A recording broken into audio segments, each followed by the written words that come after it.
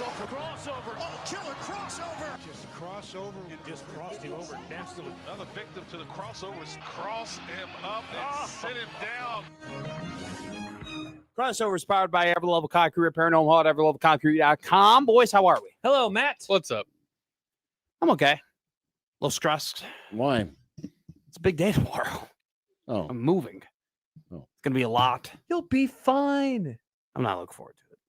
I'm actually now looking forward to all the crap I have to do tonight before I go to bed. What do you still have to do? I have to do the dishes and actually clean the kitchen and clean the bathroom. The deep cleaning. When do you have to be out of the current apartment by? Saturday night. As in tomorrow? As 2 days from now? As in 2 days. Today's Thursday. I know. I think it's Friday because he's like, I'm moving tomorrow. And so I keep now thinking it's Friday. So that's a quick turnaround. The reason I'm taking, I did not want to do all of the moving on a Saturday against the clock with only 24 hours. No, that makes a lot of sense. Right? Yeah. That would be we only have one day to move all this crap. That sounds like a hell of a day. And I knew that if I worked tomorrow and I came back home, there's no way I'd want to move anything. Yeah. There's no way I'd want to. Why are you getting your keys on the 5th instead of the 1st? Because that's just how the leases worked. It's just, interesting. I don't know. I really can't explain to you. They're like, we'll have your first lease end on the 4th of June and then have your lease begin on the 5th of June. This place, do you have the 1st through the 5th to pay the rent, or do you have to pay the rent by the 1st? Prorated. So I don't know. There's a whole thing. I had to call my bank about something too. So because my apartment that I lived in, I had the 1st through the 5th to pay the rent. So my thought here was maybe it's the 5th because that's the last day other people can pay their rent. They for some screwed reason. that up. They messed that up, which was very frustrating. You get it all figured out though?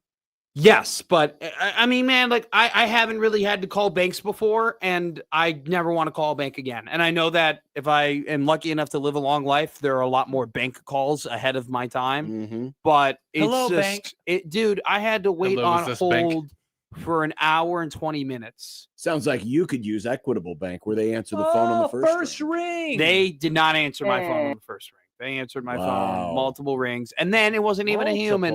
It was some chat bot who then took 10 minutes to then be like, now we'll send you to it. Are you sure you're not just doing an ad lib for Equitable Bank, being one of those disgruntled customers? I hated my old bank. I hated my old bank. My old bank never did what I needed them to do. But at Equitable Bank, well, that just lost you the account right there because you overdid the Equitable. I can't speak.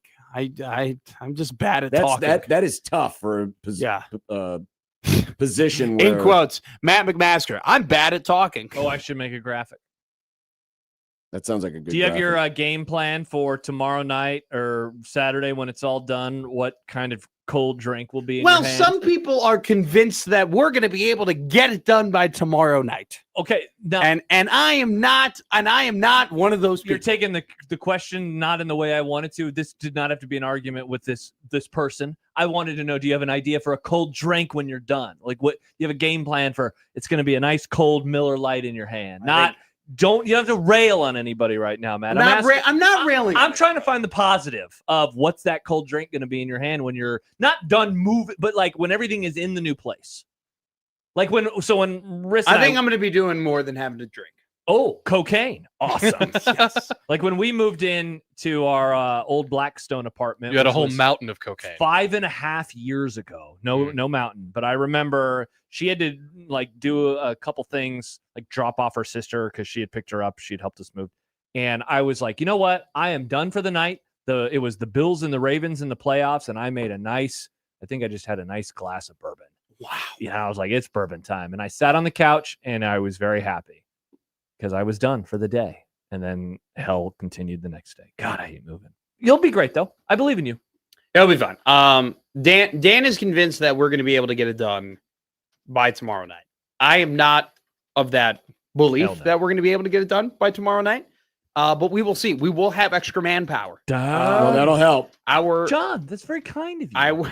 No, it ain't gonna be me. Our friend Rub is coming. Rub? And then Rub. Yeah. I assume that's a nickname. Yeah. No. We want to know why he got it. His name is Sarub. That's not as fun as it could have been. And he didn't do anything interesting. His just parents named him Sarub, Rub. and we call him Rub. Okay, that's fine. And then our buddy Blatch is coming. Blatch. His name's Is Wheezy going to be there? And what about We got Flicker? Rub These and are Blatch. actually the two men that What about have, Butthead? Beavis ain't coming. No, these are actually two men who have great nicknames that are very legitimate that we only call them by. Okay. So Rub and Blatch are coming over. Man, you know what Rub age? and Blatch. You know what age I don't miss being? The age of helping friends move. Mm.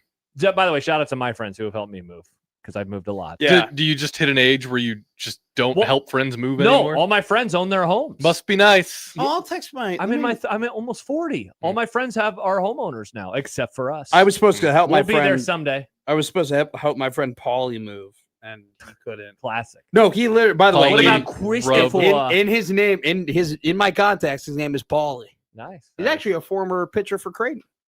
Do you know this man, John? Paulie? Do you remember Big him, Paulie guy? I don't remember who. Wow. Paulie. Creighton pitcher Paulie. He likes No, crackers. it's his nickname. Was he any good? Oh, that's his nickname? Or Paul that's his- Bergstrom. Yeah, I know Paul. Yeah, Yeah, I know Paulie. Paul. Paul. Good for him. Look at you knowing people. Well, his brother's my best friend. Have you Do you figured have out? some of his clothes too? I did. There it is. Jay gave me a Creighton, Nice Creighton job with the thing. T. and then I was like, he gave it to me. He was like, yeah, this is one of like Paul's old like T-shirts or whatever. And I Wow. go to Nebraska. I don't go to Creighton. I appreciate it. Wow. Yeah, you this was do during college. the post-game show, though. I And got you're a very- great host of it. This was when I was in college, and I was very upset with people in Lincoln, in Nebraska, What for? who would walk on campus wearing Oklahoma sweaters, who'd walk on campus wearing Creighton T-shirts, who'd walk on campus wearing other school stuff. And I wore other school stuff around the house, around my apartment, okay? But I never wore other school stuff on campus. I thought that's disrespectful to my school. Have some pride about where You're you go. paying them money. You should be allowed to wear whatever you want. Exactly. Thank you. No, BS. You're- you guys They ain't giving you that education. You're paying through the roof for it. No, you go to Nebraska. Have some pride about going to Nebraska. Don't wear other school shirts on campus. You go to that school. That's your school. You picked that school. Well, you I picked the school because of the education. I'm paying, but I picked to go there. You're not a football player. I'm You're not a wearing basketball I'm not player. wearing other school stuff on campus. No way. Have some pride about where you go to school. Maybe you do, but maybe you also, maybe. So you're basically saying people just need to stay in their place. Nebraskans need to go to the Nebraska schools. No, I'm saying that if People you from go Illinois to need Nebraska, to stay at Illinois that's schools. not what I'm saying. You're taking my words and you're twisting my words. You're I'm pulling a not twisting Peterson. your words. You're pulling a Peterson. No, I'm not. You are pulling a Peterson is No, what I'm you're not. doing. Don't pull me, John.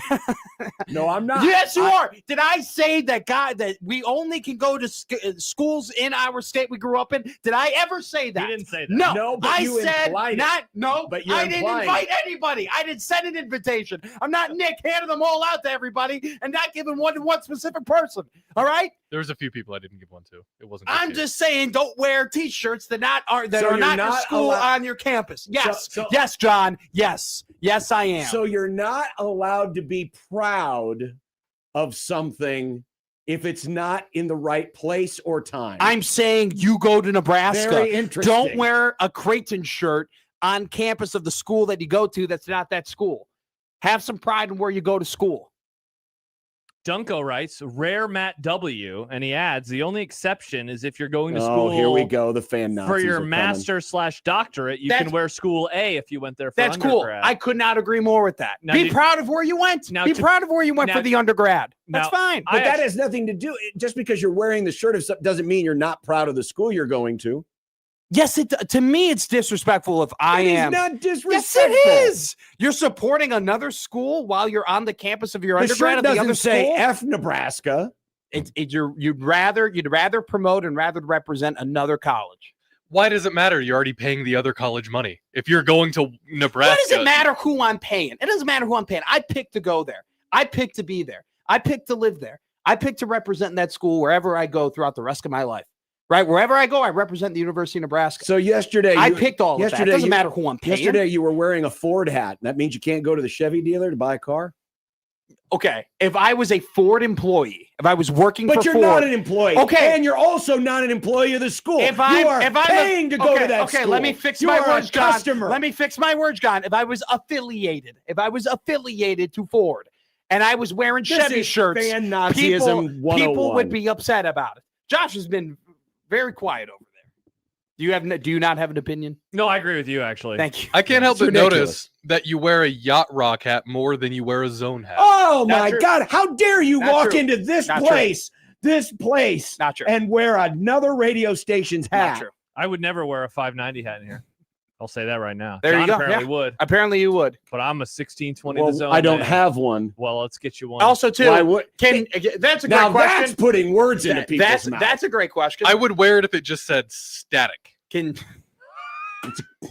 bang yourself. Bang yourself. Bang yourself again. well done. You are a Nicholas. stunt. Static. You are a That was stunt. good. Happy New Year. I'm calling it. I mean, Um, other people have already said it. but Real, Happy real New Year. quick. Yeah. I would wear the 1620 the zone hat if I had one. Okay? If I had a zone hat. Well, I you don't should have one. Yeah, we should get you. I've one. never been given one. I've been told that I have to buy a blank hat. I've been told Are we bringing? next week. What are we doing? There's something happening next week. I've been With the told. men's college world series? No, just with zone for zone stuff for zone people. Do you know what it is? Yes. Sweet. So you'll tell us off the air. Yes. That's exciting Well, why can't you tell us on the air? because it's probably involving listeners. We got an email about all sorts of contests we got coming up soon. By the way, we're not allowed to say what they are, but I'll just say this: they're pretty cool. And all the Including- contests require you to wear another team's shirt on their on There's another two. school's There's campus. two things that we're about to be doing in particular that I was like, that is awesome. Yeah. Like legitimately killer prizes. So just be ready. Be ready for us. We're crushing it. Shout out to 1620 the zone. We're not static. We not- have. Well, I mean, Whoa. Yeah, I mean, I that's just it. saw some of these giveaways. I did not see this while I was How hosting my about that? show. How about that? How about there's that? one of them where it's like, good God. Mhm. Wow. good stuff. Search keep- how about that, Nick? See if keep we your still ears have that open. in the system.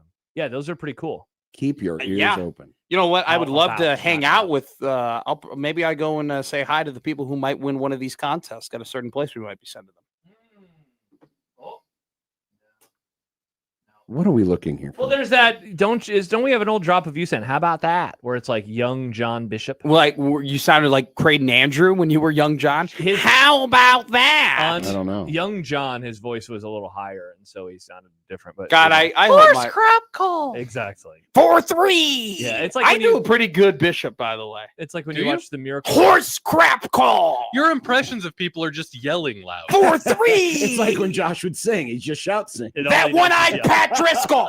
Yeah, you just yell. Mhm. That's what John. I mean, John yells. John too. yells a lot too. That's true. Yeah, 5 points bank 3-pointer but I do it in in a good Special way. in a with And- pizzazz. It's a refined with yell. John Bishop, all about pizzazz. Well, you should get a pizzazz tattoo. No. I was Hey, man. thinking about John calling basketball games last night. I don't know why. I was just like, man, Yeah, why? John, I don't know. It just popped into my head of like, well, That's maybe a it's long because you're ways about off, to man. leave us again, and so I was like, oh, it's like John, basketball you're gonna season. leave us? Yeah, he's not gonna be here. at all Oh, next John, week. I guess I got a host unsportsmanlike conduct now. Yeah, No, you want to do 8 hours?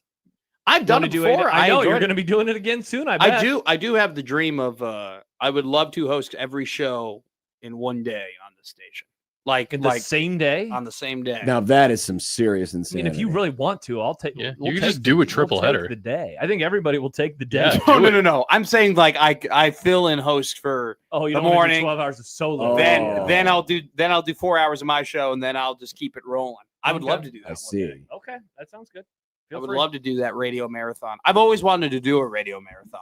Yeah, I've always thought it being so cool. Just like being on for as long. do as it for like possible. a fundraiser. Do a fundraiser. Yeah, but I got to get like popular before I do that. You know, like fair. the people who do those 24-hour like radiothons. Mhm. They are popular people that a lot of people like. I Yeah. gotta work up to that.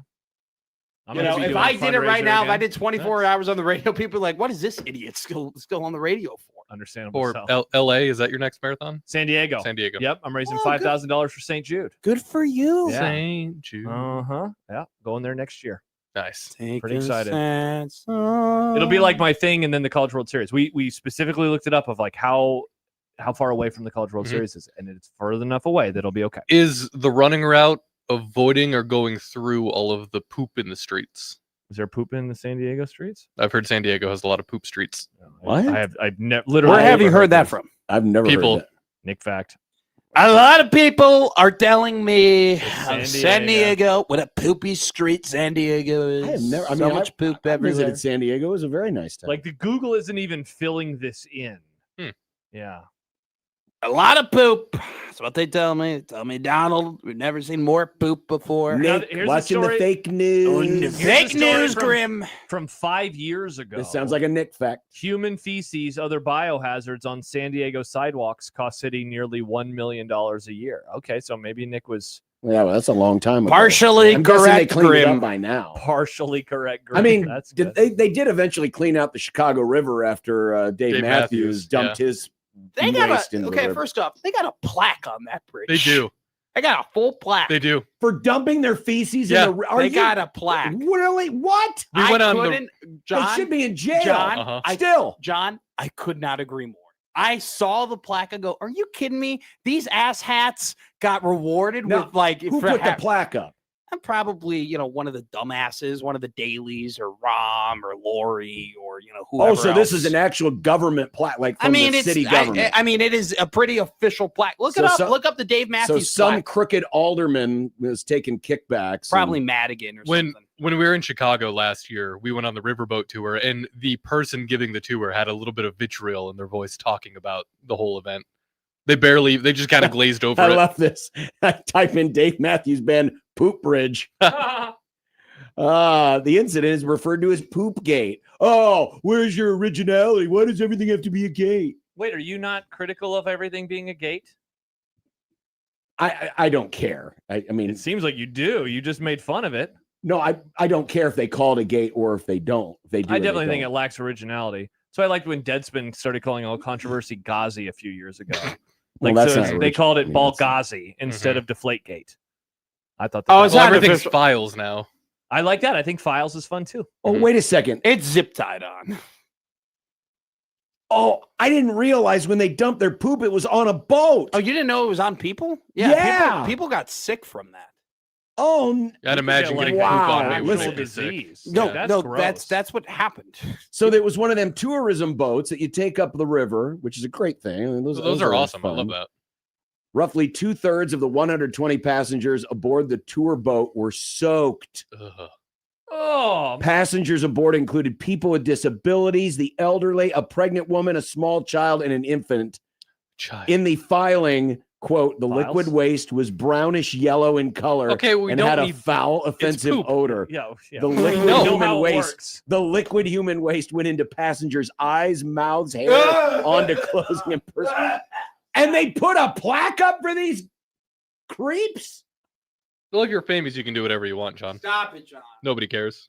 Poop makes me throw up. Stop. Mm. On the afternoon of August 8, 2004, at this very location, the Dave Matthews Band tour bus emptied the septic Wait, tank, you just said over poop, the stop it, Chicago and now You're River. reading more about it. drenching This passengers. crossover now is a Crappy boo year. No, it is a crappy poo smear.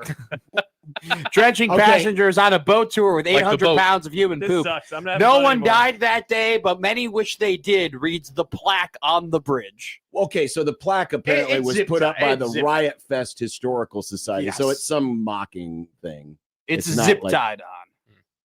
Unreal. How does this guy? I mean, who was the guy? Did Rock and Roll Part 2? Gary Glitter. Remember? Mm-mm.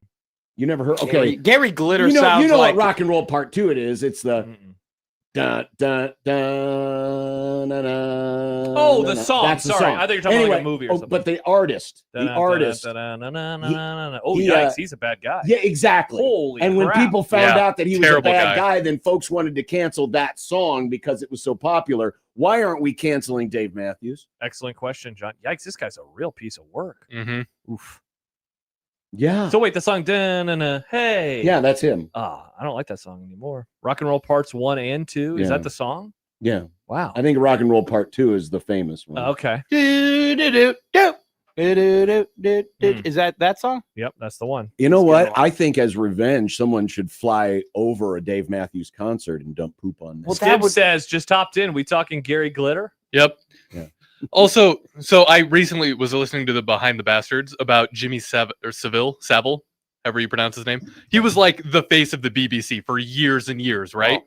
And all of it, he was friends I with. was thinking the Hey, other one. would you knock another sheep on the bobby? He was friends with like Gary Glitter and all of these sex That is such an offenders. old like man all of dad joke. all of these Well, it's people actually Josh around Joke. Jimmy Savile kept getting arrested for horrible, horrible sex crimes. Mm. And then he died, and everybody was suddenly like, "Oh my God, we had no idea." Mm. Jimmy Savile, how? I don't like this man. He's dead now, thankfully. I didn't like this man. Hmm. I hope he does not rest in peace. I don't know who this Rest man in is. a different P word. Different people. Rest in piss. In other words, rest Wow. under a Dave Matthews tour bus. Bingo. Rest. Stibbs. I hope you rest and trough. Bingo. Stibbs, you know who used that song for every TD? You guessed it, the same football team who loves the tomahawk chop. Oh, the official song of the Kansas City Chiefs.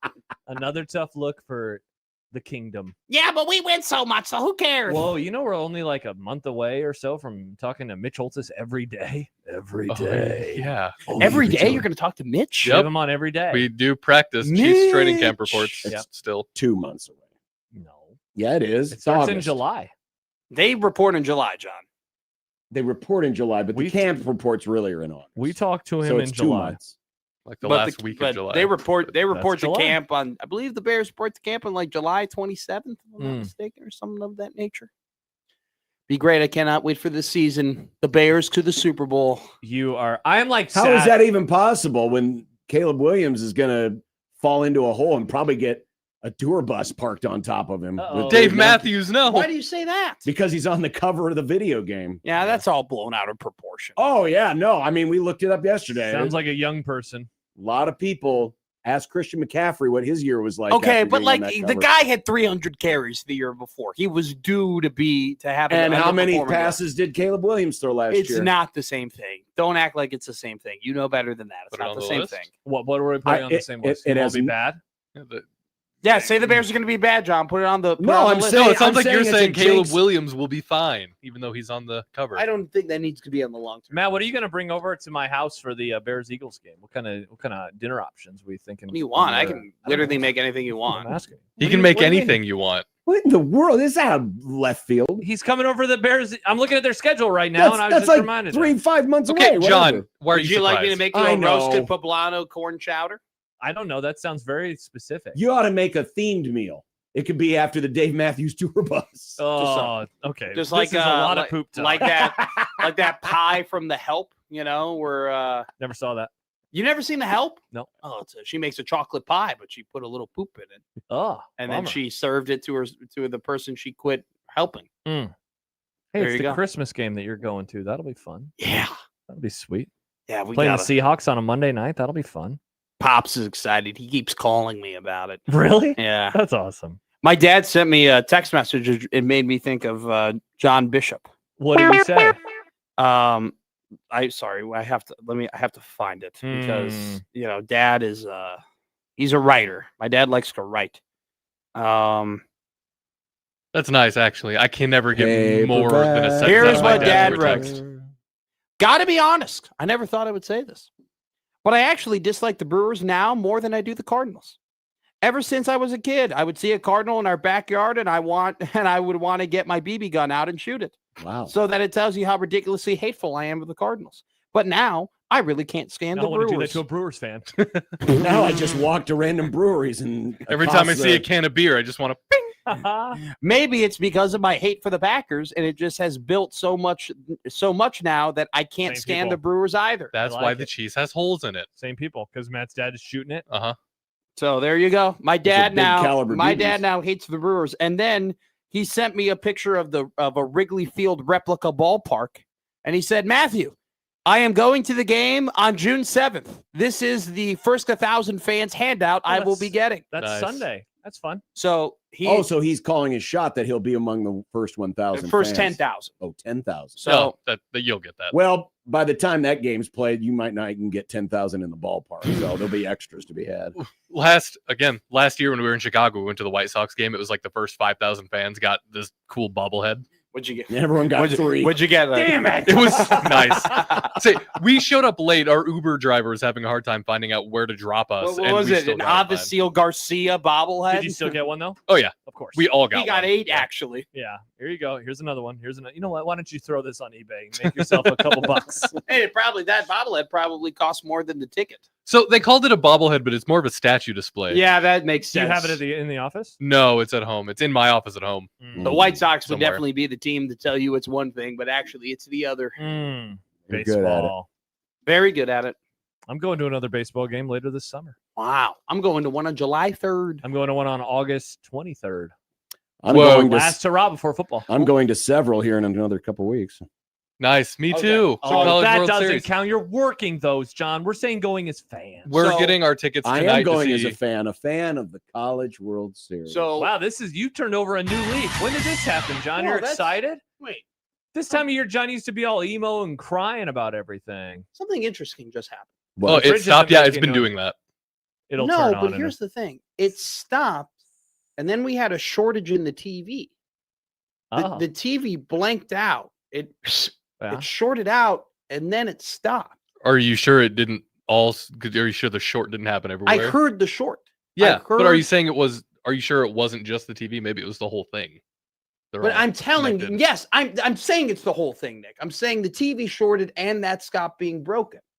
It'll make noise again. But Yeah, I'm saying, it'll is come there a back. correlation between the two? Is there not enough power getting to the fridge because they're both plugged No, in the but same I'm- source? but I'm guessing that the little power surge kicked off the compressor Mhm. momentarily, but it'll be back on soon. So what do we need? We can solve things here using this information. Well, we can solve things by getting a new refrigerator. That would be nice. I'm trying Yeah. to be And a new Detective TV. Matt. No, I know, but we need a new refrigerator and a new TV. Yeah, we'll get a new fridge. It'll be okay. Might have a beer today. You Yeah. know what, Matt? Why don't you have that now as we finish this great crossover? Because we have a 250 guest coming up today. Can I be honest with you? I know it's how you guys communicate, but sometimes I'll be telling a joke and then you'll do the break, and I feel Gotta a go to little insulted. Oh, Stibbs says I'm working on it, fellas. Thank you, Stibbs. Thanks, It's Stibbs. not being insulting to you. It's just an acknowledgement that we have a guest coming up. I like radio Is he joining us in the signals. video? Yes. Hell yeah. Kendall Rogers in the video. Let's Wow, go, good for baby. you guys. Well, Kendall's All right, he's, friend of the he's a- Grum. he's a man of modern. There you go. He has a podcast microphone. I will see you boys on Monday. Bye, Matt. Have a great Crossover powered by weekend. Everlevel Concrete, Prairie and Omaha at everlevelconcrete.com on 1620 The Zone.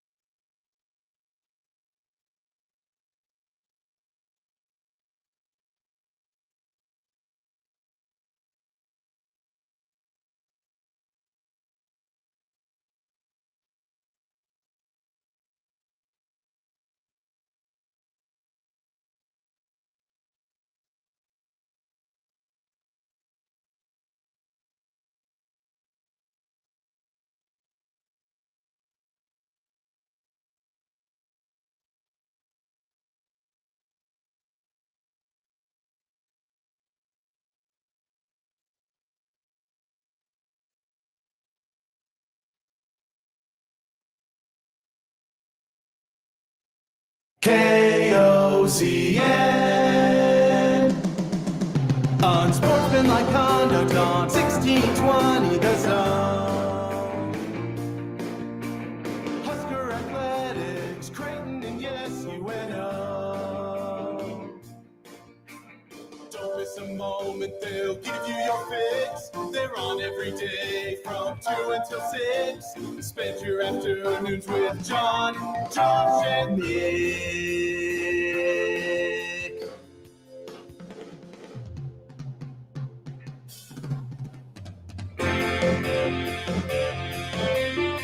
John, Josh, and Nick. They'll show you what sports talk really is. What are you confused by? What is Star? It's the uniform patch for the Yankees, Oh, I have no idea. the sponsor. You would Probably think- insurance. You would think a franchise like the Yankees would have a big sponsor. Unsportsmanlike conduct on 1620 The Zone. Husker Athletics, Creighton, and yes, It's a UNO. commercial insurance company. Yeah, I mean, not saying they aren't paying a pretty penny for So- that because it's They the are. Yankees. But you would think that the Yankees, if there was ever going to be a franchise that was going to have like a, like Apple or, the big companies, GM. Mm-hmm. What are the odds they pick Star because it's the same navy blue? Well, it wouldn't surprise me if no matter who the uniform patch was going to be, it was going to be navy blue. So if they had picked like Apple, it would be the Apple logo, but it would be just monochromatic Mm-hmm. navy blue. Because I'm guessing the Yankees would be like, we are not going to put any more color on our uniforms. We are pinstripes and navy blue, and that's all we are. Which I'm totally cool with, by the way. The Lakers sponsor is a company called Wish, and I don't even know. I've never even looked into it. Let's see. What does Wish do? It'll be the Yankees sponsor till 2031. Wish sells items online. Cool. Okay. Wow. So it's a store. A store sponsors the Lakers jerseys. Cool. You're right. There's not, now that I think about it, across all sports, there's not really like an Apple type sponsorship, Netflix on any of the jerseys. Well, no, Mariners have Nintendo. That's huge. They do have Nintendo. That's true. Whereas, I mean, you know what the the Royals is, right? It's QT. It's QT. Uh-huh. Well, yeah, and the Cleveland has Marathon, which is another gas company. Gas station. The Rockies have some aerospace company. Oh, that's fun. Well, It is. like the Cubs and the Padres both have Motorola, Mm-hmm. which is a pretty big company. That is. But yeah, I was just curious because, now that we're like 3, 4, 5 years into this whole 6, uniform 7. Nice. patch era, Mm-hmm. I've gotten used to it. Look at you, Yeah, I'm not saying I like it, but John. Thumbs up, Bishop. I'm not saying thumbs up. I like the Yankees, how the star is the same color, so it kind of blends into the uniform. The Nintendo on the M's is a bit bold, Well, which yeah, I'm sure 'cause Nintendo likes. Their color is not Yeah. anywhere near red. Same with the QT on the Royals. It very much pops. I mean, there's some franchises that don't have enough pride in their organization. You know what? This is a great lead into one of our Thursday bits that we do on the Oh. station. I don't care. I don't care. Fellas, I got a good one today. I got another email. I like this. Send us what you don't care about. Yeah, I would love for this to be more Absolutely. involved with the Sure, listeners. yeah. If you want to send us your I don't cares, you're more than welcome to. There are no wrong answers. Well, we'll still make fun of you if we don't like them. Yeah. But there are no wrong answers. I have one for today as well. I don't know Well, if it's spicy, but I have. I have one that's going to make the people mad, but it will be counterbalanced with one that makes me mad. And I don't care that makes you mad. And then I don't care that makes people mad. Yep. So you have two I don't cares. Yes. My I don't care Awesome. is one that I found last night, and I'm like, ooh, I super don't care about this. Yeah, tell us how much you don't care. And then it's on content. So I'm like, well, Oh, interesting. I Yeah. wonder what that is. Grumdale, I'm done. the Knicks rally to win one, as in game one. Bing bong. Mm-hmm. We don't really want a Super League, I swear. That's Mm. very nice of them to say. They say, I don't care about a Super I League." would Yeah. never murder. Yeah. Indeed. A second Husker assistant has hit the top 5. Whoa. Are they good? Top 5 in the Big Ten, top 5 in the state. What are the parameters here? Big 10. Mm-hmm. Big 10. Mm-hmm. Here in just a few minutes, a super regional preview with our good friend Kendall Rogers of D1 Baseball. Nice getting it. Thank Which means you. he is counting down to putting ketchup on his Drover steak. Oh, Kendall, not again. According to Mike Farron. Not again. You don't want to do that. Robin Washut of HuskerOnline.com. Nice. He will not put ketchup on his steak. Good. The aforementioned I don't care. The whole Knicks being in the finals brings up the question, who is the most suffering fan Now, base? that is a 'Cause summer topic. Because I saw a list, of the most suffering fan and bases. boy, I Is it couldn't bad? disagree with it more. Ooh, I haven't seen this list. I bet it is terrible. I can't wait to It's yell from the about it. For You tab. I would be stunned if it Incredible. was from anywhere else. I would be stunned. But something else I also found with the For You tab in our 100 Days to the NFL, a very addicting game. I still have not played this game. This is fun. I heard them talking about it off the air. I'm like, what is this? Well, it's great that you say this because John writes into the Equitable Bank inbox. I don't care about horse racing, the NBA, and whatever the hell 82-0 is or professional wrestling. I don't care. Well, this isn't 82-0. Are you going to play it live? Are you going to share your Oh. screen during the segment and play it live while Yeah. we do it? Nice. I thought Josh and I would try to see who has the Oh. better team. at I the end. haven't played Said it yet, just- so this will be the first time I've played it. Just Yeah. share the screen. That's all I ask. It'll be great content. Okay. Wow, that's interesting that you like that. I could do something with it. I think sharing the screen on streamer looks like trash. Well, it's a let's play. Okay, It doesn't look that bad. Okay, I disagree, but you're the director of video. Let's try it. See Oh, what look, happens. it's broken again. I don't care about our TV, Mm. but I do care. Well, Or did I do something? it's not the TV, it's the Roku. It's the Roku. I The told that to Roku Josh. / MLB. I told The Josh. MLB app on that Roku. Well, that Roku is just bad. Mhm. It's old. That was my Yeah. old Roku, and I had this when I lived downtown, and that was almost 10 years ago. Oof. Yeah, I was practically Knicks age. It's Also, did you breaking. know that the Big Ten had a territory? Yeah, it's called the United States of America. The northern. It The covers. North. a Oh, but we lot. totally don't want to have a Super League. It covers a lot. Yeah.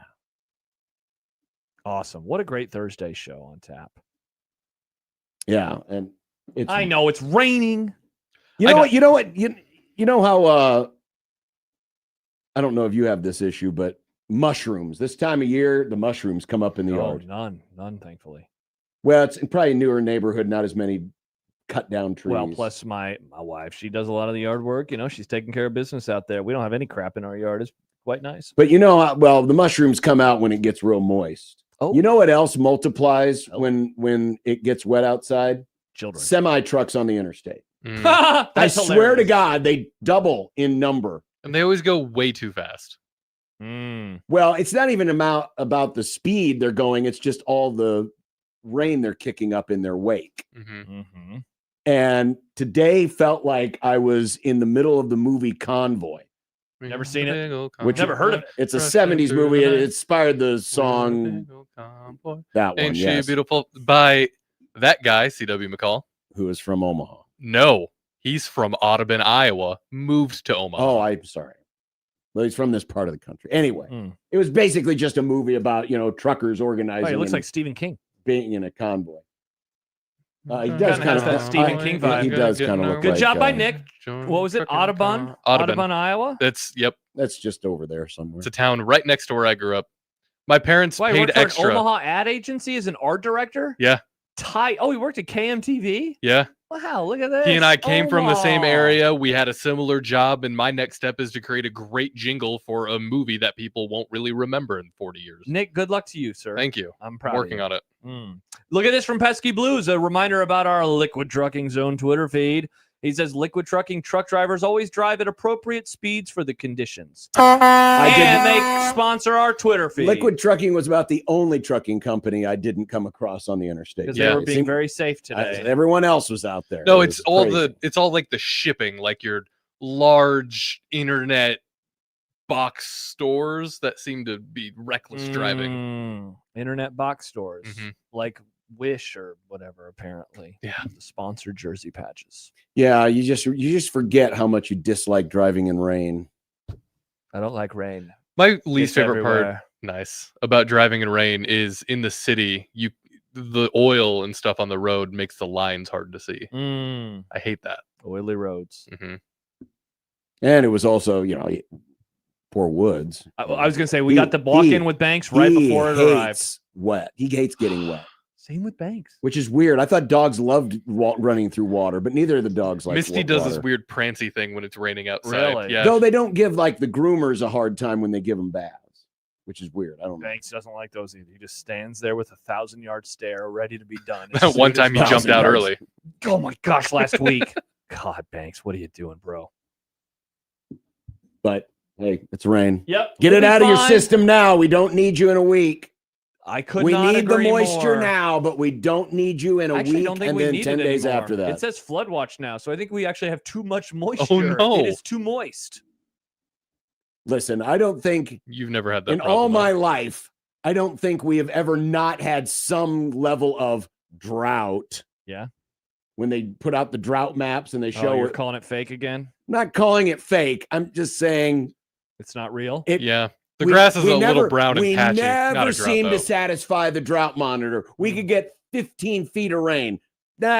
It's still dry. It's still way too dry. We've Now, never been able to satisfy. I forget, you don't like it when I have an extended forecast for you, correct? It makes you upset. Well, yeah, because you can't trust it. All right. Well, I want to trust this one for Saturday next week. It's like watching cable news. You can't trust Which it. is when I'm doing the sideline reporting, because it says the high is going to be 74 degrees, which sounds magnificent. I literally cannot imagine. Okay, now I know it's fake news. I cannot imagine being down there There is interviewing no coaches. way. And my first question would be, how about this weather, coach? Am I right? Mm. He'd say, what? I'm focused on the game, son. And I'll say, but it's so nice. Wasn't half the state on fire last week or 2 weeks ago? That feels pretty droughty. No, but my point is, in all my life, I have never seen the drought monitor say, nope, no drought anywhere. There's always dry somewhere in our part of the world. It's always dry. It's dry. It's very dry. Well, it's not dry today. It's not dry today. Quite wet today. 402-951-1620. Prairie Flower Casino Zone Hotline, Hell yeah. Equitable Bank Zone Inbox, John at 1620thezone.com, Josh at 1620thezone.com, and the Liquid Trucking Zone Twitter feed at USC 1620. Lovely. We will preview the Super Regionals. By this time tomorrow, we will be watching Super Regional Baseball. Yeah, but the first game's at 11, right? Yeah, we'll know who's already won the first game. That is awesome. We'll talk to Kendall Rogers. Ping! Coming up next on Unsportsmanlike Conduct and 1620 The Zone.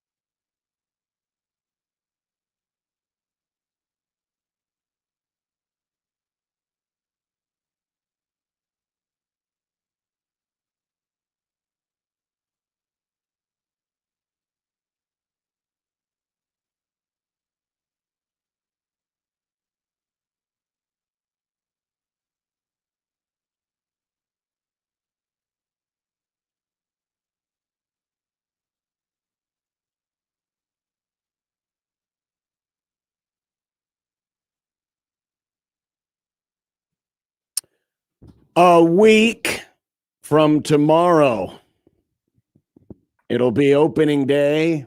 We will already be underway Wow. with the Men's College World Series here on 1620 The Zone and the Westwood One Radio Network. And welcome, by the way, to all of the new listeners out in central Nebraska. You're going to get to enjoy our broadcasts as well. And what a tournament it has been so far. Now, we still got to determine the 8 teams to get there. And these super regionals will get underway tomorrow. Kendall Rogers of D1Baseball.com joining us. Kendall, of course, counting down to that visit to the Drover, or is it visits to the Drover? Yeah, it's definitely plural. And by the way, I thought you were coming at me with a poem a minute ago. No, I'm not a poet, man. I'm not a poet. It's an accidental poet, if anything else. Kendall, I want to talk schedule first because the Cal Poly situation, a lot of folks have, opined that it's not fair that they have to play the very first game and it's 9 o'clock in the morning, body clock time. They're going across the country. But then I also noticed something else, that you have more teams who ended up playing this past Monday who are opening their regionals tomorrow rather than Saturday. What did you make of just how the schedule broke down for when these games are happening? Yeah, I mean, ultimately, the super regionals are set up to kind of how they want to set up the bracket in Omaha. Like, who do they want in the first day? Who do they want on the second day? So I honestly don't think they care about anything but that. And so that's why they did that. I mean, I would agree with you that the Cal Poly timing is a little odd, but I have a sneaking suspicion that Cal Poly, being kind of in a super regional, they're not going to have any energy issues. Like, I feel like they're going to be just okay. These are still kids. I mean, back when I was their age, I mean, I was up till 2 or 3 in the morning every day, and then waking up at 8 o'clock, and I was good to go. I honestly think that kind of deal is a little bit overrated. Like, these guys are going to be ready. Ken, I wanted to ask you about USC because around here, in the lead up to the end of the regular season, in particular, I'd say most of May, we were talking about their lack of big time wins, their struggles that they had. Nebraska, of course, swept them when they came here. How were they able to go from this team that a lot of the, like, what were they, really high in the RPI, but in terms of a lot of the advanced numbers, they just didn't have those quote unquote good wins, to now get to this point where they're 2 wins away from making it to Omaha for the first time in a quarter century? Yeah, no doubt. I mean, USC is a really interesting story in the sense that I feel like this is a team that, dating back to the middle of the season, was not very offensive. I think if you go back and look at their games in the middle of the year, and even, the Nebraska series, they scored 7 and 6 runs in 2 of the games, but 2 in the third game. But, they were not very offensive. We knew they could pitch. The biggest differentiator for USC, maybe in the middle of the season versus now, is they're really hitting. You go back and look at the 8-in weekend. They scored 55 runs in the last 4 games of that regional. They scored 21 of those 55 against A&M, who by the way is a pretty good team. So they're sizzling hot offensively. You look at their numbers right now. I think they hit 365 as a team over the weekend in College Station. It all kind of starts at the top with Abri Covarrubias. Just a really fun table setter. He's got pop. He's got versatility. Augie Lopez in the middle of that lineup. Even Walter Urban at the bottom of that lineup is starting to get red hot. So I think they're super dangerous this weekend against North Carolina because we knew they could pitch with Grant Govell, Mason Edwards, Andrew Johnson threw really well against a potent A&M lineup over the weekend. And now you mix in an offense that's starting to feel it a little bit. Man, not only do I think if USC plays like they did this past weekend, can they win the UNC series? I think they can be a contender in Omaha. Speaking of the Mike Farron Super Regional, because that's where our good buddy will be this weekend for ESPN. North Carolina had a more traditional super regional weekend. They went through in 3 straight. So their pitching at least will be lined up the way they would like. Is that an advantage for them? And what other advantages do you see that North Carolina may have besides being at home, of course? Yeah, it is a small advantage. I would say this about SC though. I mean, Mason Edwards, I think, he definitely didn't go the distance in that second start that he had. I think he might have went 5 or 6 innings. So Mason Edwards, for the most part, should be on pretty much full rest for USC. I assume they will start him instead of Govell in the opener. So I don't think that'll matter too much. But I mean, the thing that kind of stood out to me about UNC over the weekend was, as you mentioned, just their overall pitching. I mean, I think if you look in the opening game against VCU, Ryan Lynch, 7, shutout innings, Walker McDuffie, Matty Mateus out of the bullpen, really good. You look at the second game, Jason DeCaro did not have a really good start. but Caden Glauber, the talented freshman for them, 8 strikeouts and 4 1/3. And you think about that third game, you look at North Carolina, Folger Boaz gave them 3 1/3 solid innings. And then Jackson Rose closed it out with 4 shutouts. So the thing about North Carolina, and I was just talking to Aaron Fitt about this morning, it's kind of funny, like how much of a machine that North Carolina has become. It seems like just every single year they just plug and chug coming in the season. We thought they might be a little bit down offensively. They're really getting it done offensively. And then you look at the pitching, they've got frontline starters. They got depth. This is a really, really good baseball team. Kendall, looking at Kansas, we have seen them. We've gotten quite familiar with them this year around here, given that Nebraska and Creighton both played them. 34 of their players, 23 played junior college ball. Is there a comp to this team historically with what they've been able to do this season? Yeah, maybe that Coastal team that won in 16. I think they're kind of comparable. It's a super old team. It's a team that, if you look at the weekend starters, it's not like a, insanely flashy group. I kind of feel like Coastal was that way with that team, but they were able to get it done. Positionally, I feel like it's just a lot of super hard-nosed, dirtbag kind of kids. You kind of look back at the weekend, and a guy like Josh Dykoff had a couple of big, home runs for Kansas over the weekend in the regional. Tyson LeBlanc had a really big weekend offensively. Then Brady Ballinger, kind of the guy that, it kind of gives me an idea of what the mindset and culture of this program is Ballinger's playing right now with like a broken hamate bone. And he's still going out there and getting, 2 or 3 hits every game. So that kind of gives you an idea of the toughness of this team. And then you look at these guys on the mound, they can really match up with you. Dom Vagley at the front of the rotation is as good as anybody in the country when he's on. And then, Bodie Ray and guys like that at the back end of the bullpen. I wouldn't say they have premium depth. They've got 2, 3, 4 guys they can put out there on the bullpen, and Dan Fitzgerald feels pretty good. So offensive length, and I'll be honest with you, I was really impressed the way they played over the weekend. You see it so many times. Not that Nebraska played bad, but you see it so many times. Somebody who either hasn't hosted in a while or has never hosted, they finally host, and it just it's a mess. Like they're overwhelmed, they're emotional, and it doesn't look great. Kansas is like 1, 2, 3, we're going to a super. Like that was really impressive to me. West Virginia kind of falls in the same boat, except they had to go all the way to the distance and got, some late dramatics to win the final 2 games of that regional. They get that first game of the day tomorrow and against the aforementioned Cal Poly. What do you think about the Mountaineers as a team who, is going to come out of that quadrant? Somebody's coming out of that quadrant of the World Series, having never been to Omaha before, and someone's going to win a game in there. Obviously, West Virginia has the best seed of the bunch, but what is their staying power, do you think, if they can get through this weekend? Yeah, man, I think it's really good. I think if you look at their pitching, Max Yell's as good as anybody in the country at the front of the rotation. I love the fact that, he struggled in his first start over the weekend in a regional, but they used him again in one of those 2 games against Kentucky, and he went out there and threw really well. So I think the fact that, he kind of bounced back by throwing the way he did was impressive. Dawson Montesa is a really nice arm for them, Chance Nicole. And then you look at these guys offensively. I would say this about West Virginia. I don't think they're a super flashy offensive team. You're not going to watch them and go, man, this is like, hell on wheels. But what you're going to see when you watch, West Virginia is they're very versatile. They can do some things a little differently. They can, they can hit and run in situations you wouldn't otherwise hit and run. They can steal some bases. Gavin Kelly's one of the best players in the country. Armani Guzman had a big weekend. Certainly had that big hit to win that regional against Kentucky.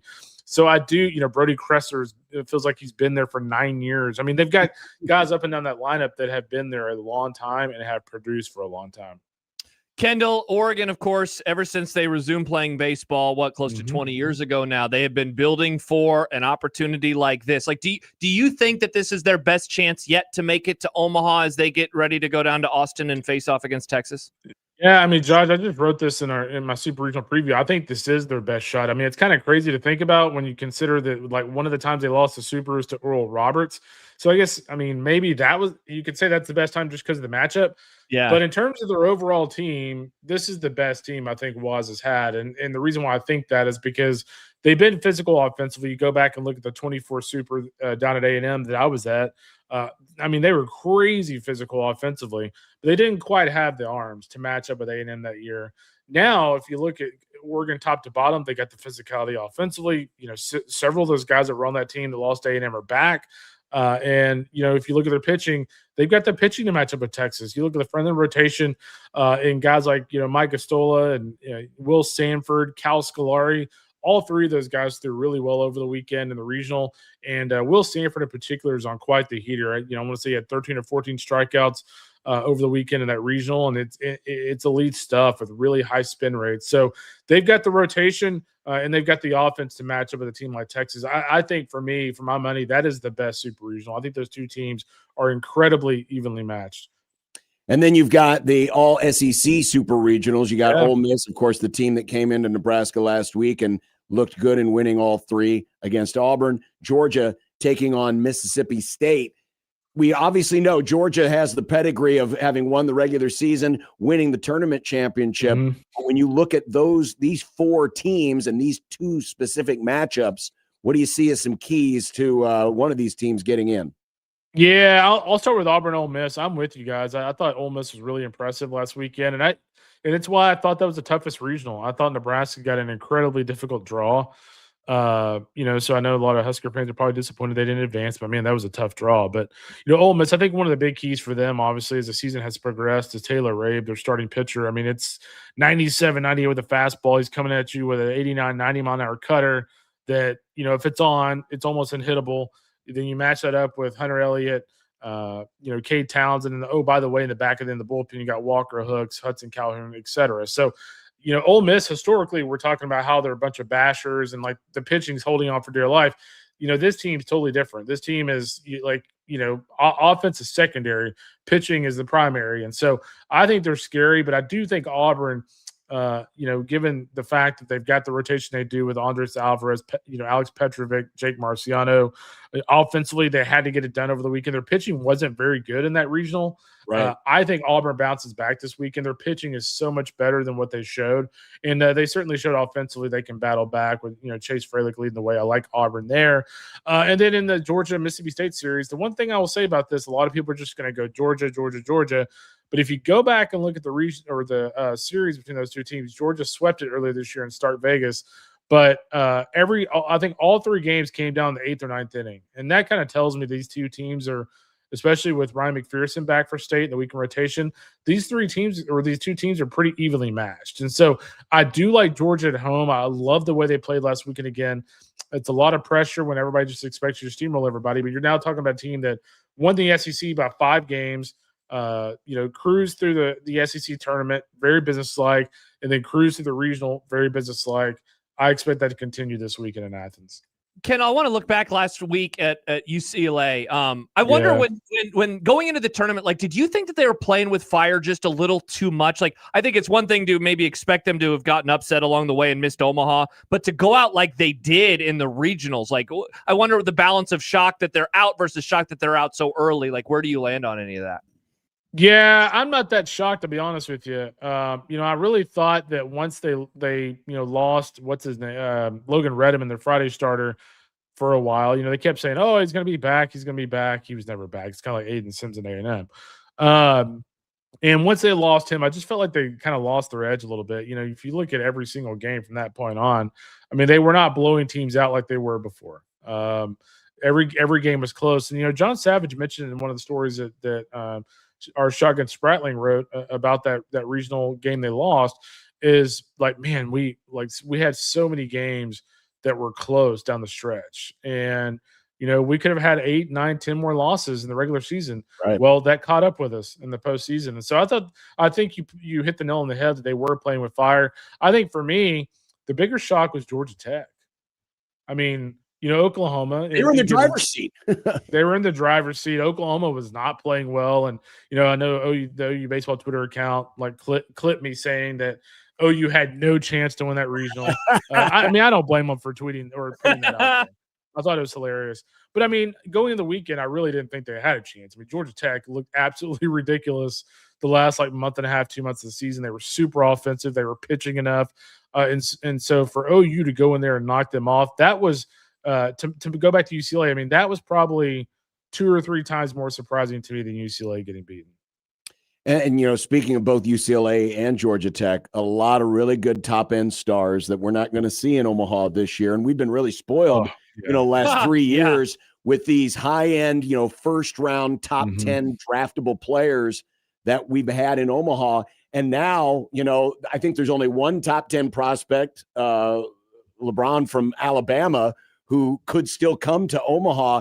Yet it's still been a great tournament. It's just we're going to have to get used to maybe seeing the storylines being more the teams than the players this time. Yeah, you're 100% right. You're going to learn about a lot of guys that maybe you weren't expecting to learn about going in Omaha. So, I think the thing that stands out to me about that is I feel like the baseball god's been taunting us a little bit. We don't get Tate Davis in the postseason from Louisville, who is going to end up being a Player of the Year finalist. Did not get to play in the postseason. And then we have, Von Lackey and Drew Burress and those Georgia Tech guys not in Omaha. You got Rod Chalowski, Will Gasparino, and Logan Redmond not in Omaha. So, it's going to be a lot of faces that people don't expect, but it's still been really cool. I mean, you look at Troy and Little Rock, and that's super. Like, I think I went back and tallied up like how many people had those two teams in a super. I think in like 18,000 bracket submissions, I think 0.13% had both of those teams in a super. So that gives you an idea of how unlikely that was. But those teams have talent, man. I mean, Angel Cano for Little Rock is a really nice player. Look at Troy, Jimmy Janicki behind the plate. If you're watching games this weekend, watch him. He's really good. And so these teams do have really good players. They're just not like superstar prospects. And Troy has seemingly validated the committee's faith in them. A lot of people thought, they had too many losses to get in, but here they are, and they are hosting this weekend, so they're in the pole position to make the trip to Omaha. They are, and who's the one team that actually beat them in a series that did not get in? The Mercer Bears. So Mercer's got to be really mad right now. Yeah, like it had only had a shot. Well, it should be a lot of fun. Of course, all the action gets underway tomorrow at 11 a.m. Omaha time, all throughout the weekend on ESPN, and we'll be next on Wednesday. Can you believe I'm in Omaha next Wednesday? I feel like the season literally started about a month and a half ago. It's crazy, isn't it? It's crazy how it's jumped on us all of a sudden. But yeah, Kendall, we will see you and all the guys from D1 baseball next week, and looking forward to what should be a great College World Series with a lot of storylines. You got it, man. Look forward to being my home away from home. We'll see you. All right. Thank you, Kendall. Kevin Rogers of D1 Baseball, the premier place for college baseball on the internet. I think that a part of the reason why it feels like it is sneaking up on us is that next weekend is not Father's Day weekend. Like it has done like a number on me where it's like, never mind. The Father's Day game could be the last day of the season. It's at the very least, it's the penultimate day of the college baseball season because that'll be the championship series. By the way, the gambling odds on these series, even though Georgia was the SEC regular and postseason tournament champion, that's the tightest odds for a home team. Only minus 145 for Georgia to plus 115 for Mississippi State, and this is to win the Supers, not just game one. Yeah, Ole Miss Alabama is also very close. Biggest underdog, Kansas Oklahoma is close. Biggest underdog is St. John's at Alabama plus 400. I would say this though, watch out for the Johnnies. Welcome to the Big East, Alabama. Well, they're hitting the ball really well. They're not deep pitching wise. If St. John's wins game one, look out. Okay. But if they don't win game one, then I think Alabama's going to roll Tide. Pardon the pun. Nice. West Virginia is the next biggest favorite at minus 450 to beat Cal Poly. SC is plus 210 at North Carolina. And I was a little surprised that Texas me too. is such a big favorite against Oregon because I agree with Kendall. It's really it's really those top three series if you're watching it on the graphic. Georgia, Mississippi State, Ole Miss, Auburn, North Carolina, SC, Texas, Oregon. Those are like the four series that seem to have like the most talent top to bottom. No offense to Kansas, Oklahoma, but Kansas isn't particularly deep. Really good 1 through 9, but there's not a lot behind that. But was really surprised that Texas was that big a favorite against Oregon. Texas hit the crap out of the ball last week. I mean, they scored runs at will.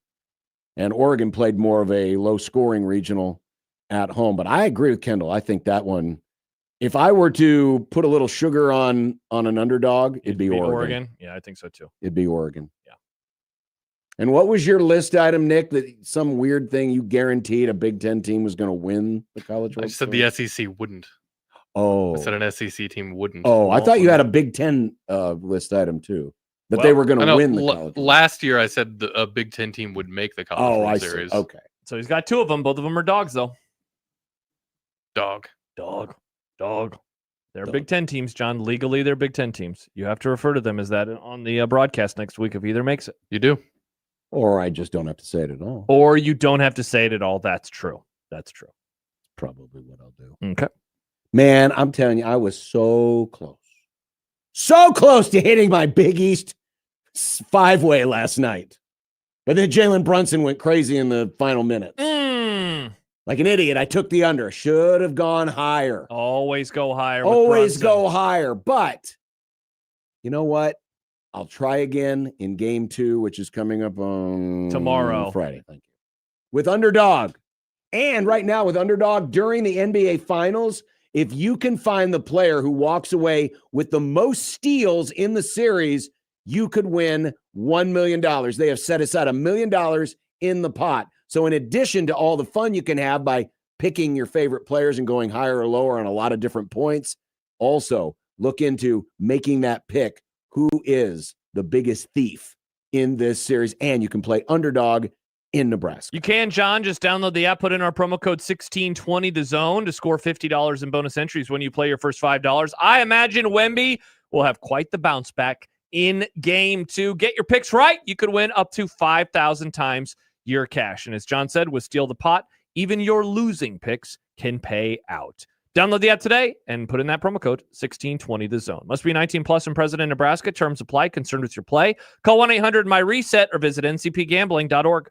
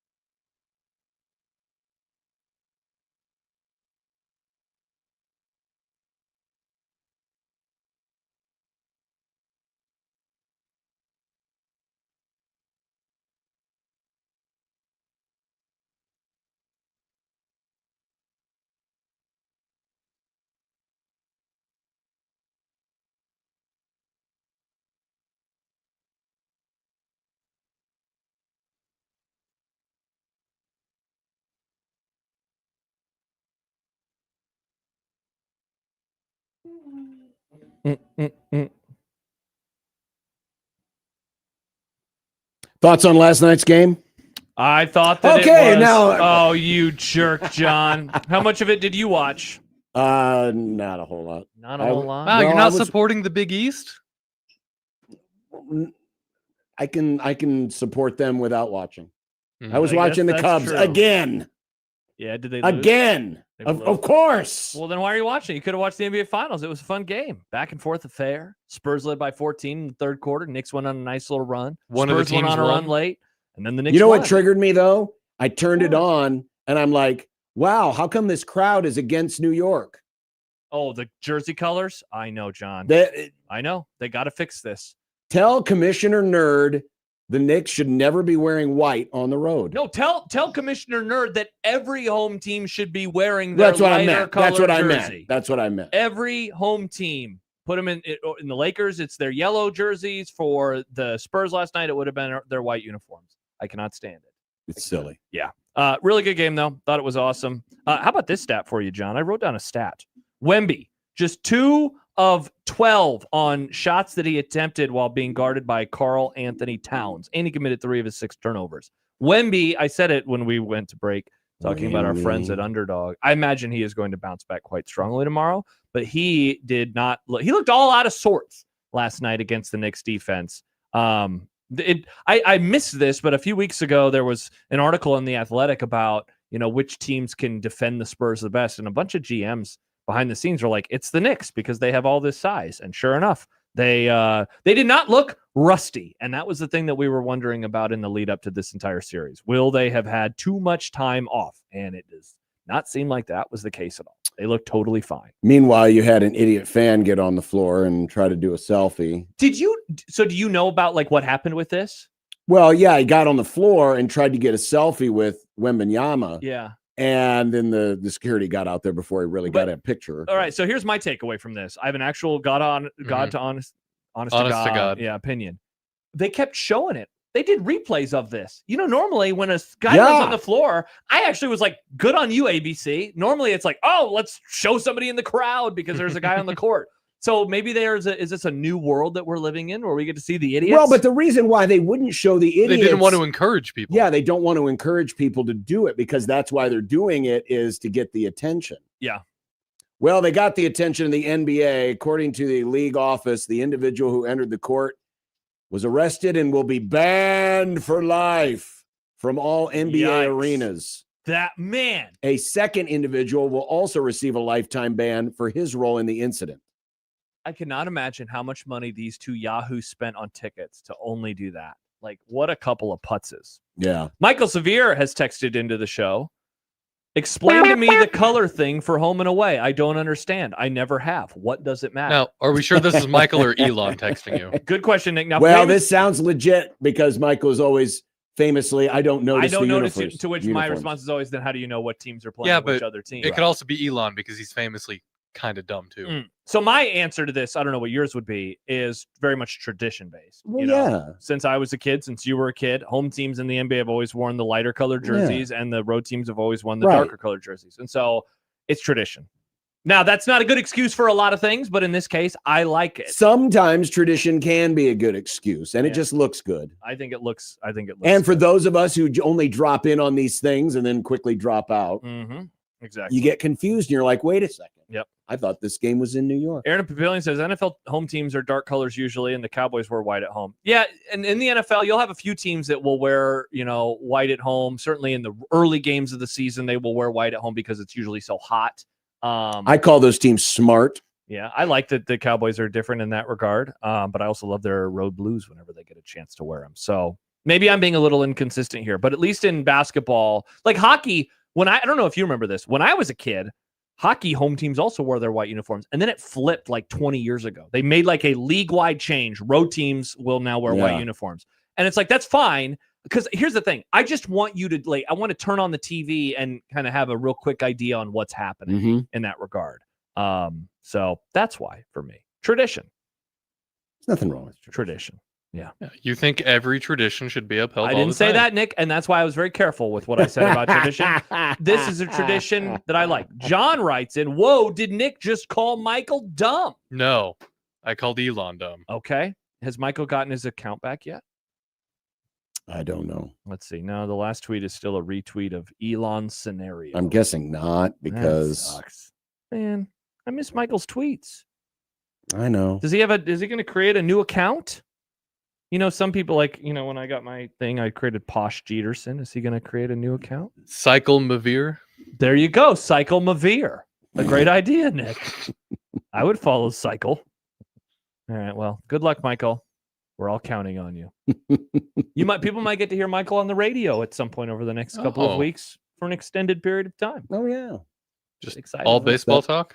No, I don't think a single solitary Highly unlikely. of baseball. Highly unlikely. Mm-hmm. We will have information on a new non-conference game that has been signed for Nebraska basketball coming up next because Robin Washut will be coming up Oh, next. awesome. So there is one Nebraska basketball thing we can talk about. I think people are going to be excited about this piece of information. I think it's pretty cool. Again, this is a tradition that I think people are going to be excited for, or a traditional matchup that people could be excited Yeah, it's definitely not tradition because they're not, playing on campus. No, that's true. That's true. But that's how college basketball works. They always do this. That's how college sports works. Yeah, I know. Except for even in baseball, they do it in the early part of the season, don't they? They do the Some do. Yeah. Well, if you're a cold team, you have to. Yeah, you have to. Heck, if I'm Nebraska, I'm just like, we don't need to redo the stadium. Just tear it down. We'll just play all neutral site games. Chris writes, to be fair, Nick did call Michael an idiot when he blew up about F1 drivers not being athletes. And at that point, I forget, were you here that day or was he that wasn't? That was a fill-in. Oh, you missed Michael it. was being intentionally obtuse just to get me riled up. I He would didn't say believe Michael anything was he was trolling. He didn't believe anything he was saying, and that made Here's me what he more did. mad. He went like this, and Nick like and bit it, and Michael was like, come on. I was actually really disappointed in Michael for doing that. And then, wait, really? For having fun? No, I say the same stuff. Formula One's not a sport. Right, but Michael knows. But he just knows you're an idiot. Yeah, I respect Michael. So it hurts when Michael does stuff like that. Interesting. I mean, I'm used to hearing it all the time. Again, I am not one that is offended if people don't like the things I don't like. I don't care if people don't save it for the segment. It doesn't matter to me.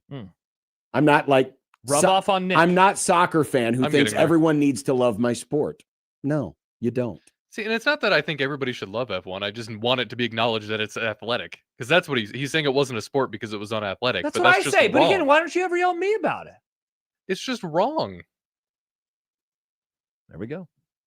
And then I brought up the G-forces, which is a legitimate thing, and then I was getting made fun of for bringing up the G-forces, which confused me.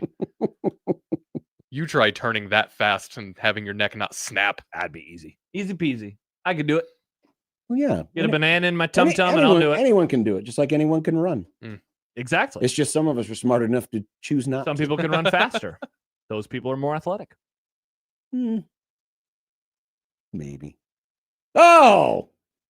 I'd normally be happy that the Giants are blowing out the Brewers, but Why aren't you happy? well, I guess the Cubs are 100 games out of first place. Not that far back. Close. Okay. And getting worse. Robin Washut will join us next. And still to come, another Nebraska assistant coach has hit a top 5 list. What? Yeah. Maybe this year will be better than you think. What? 16-20 the zone.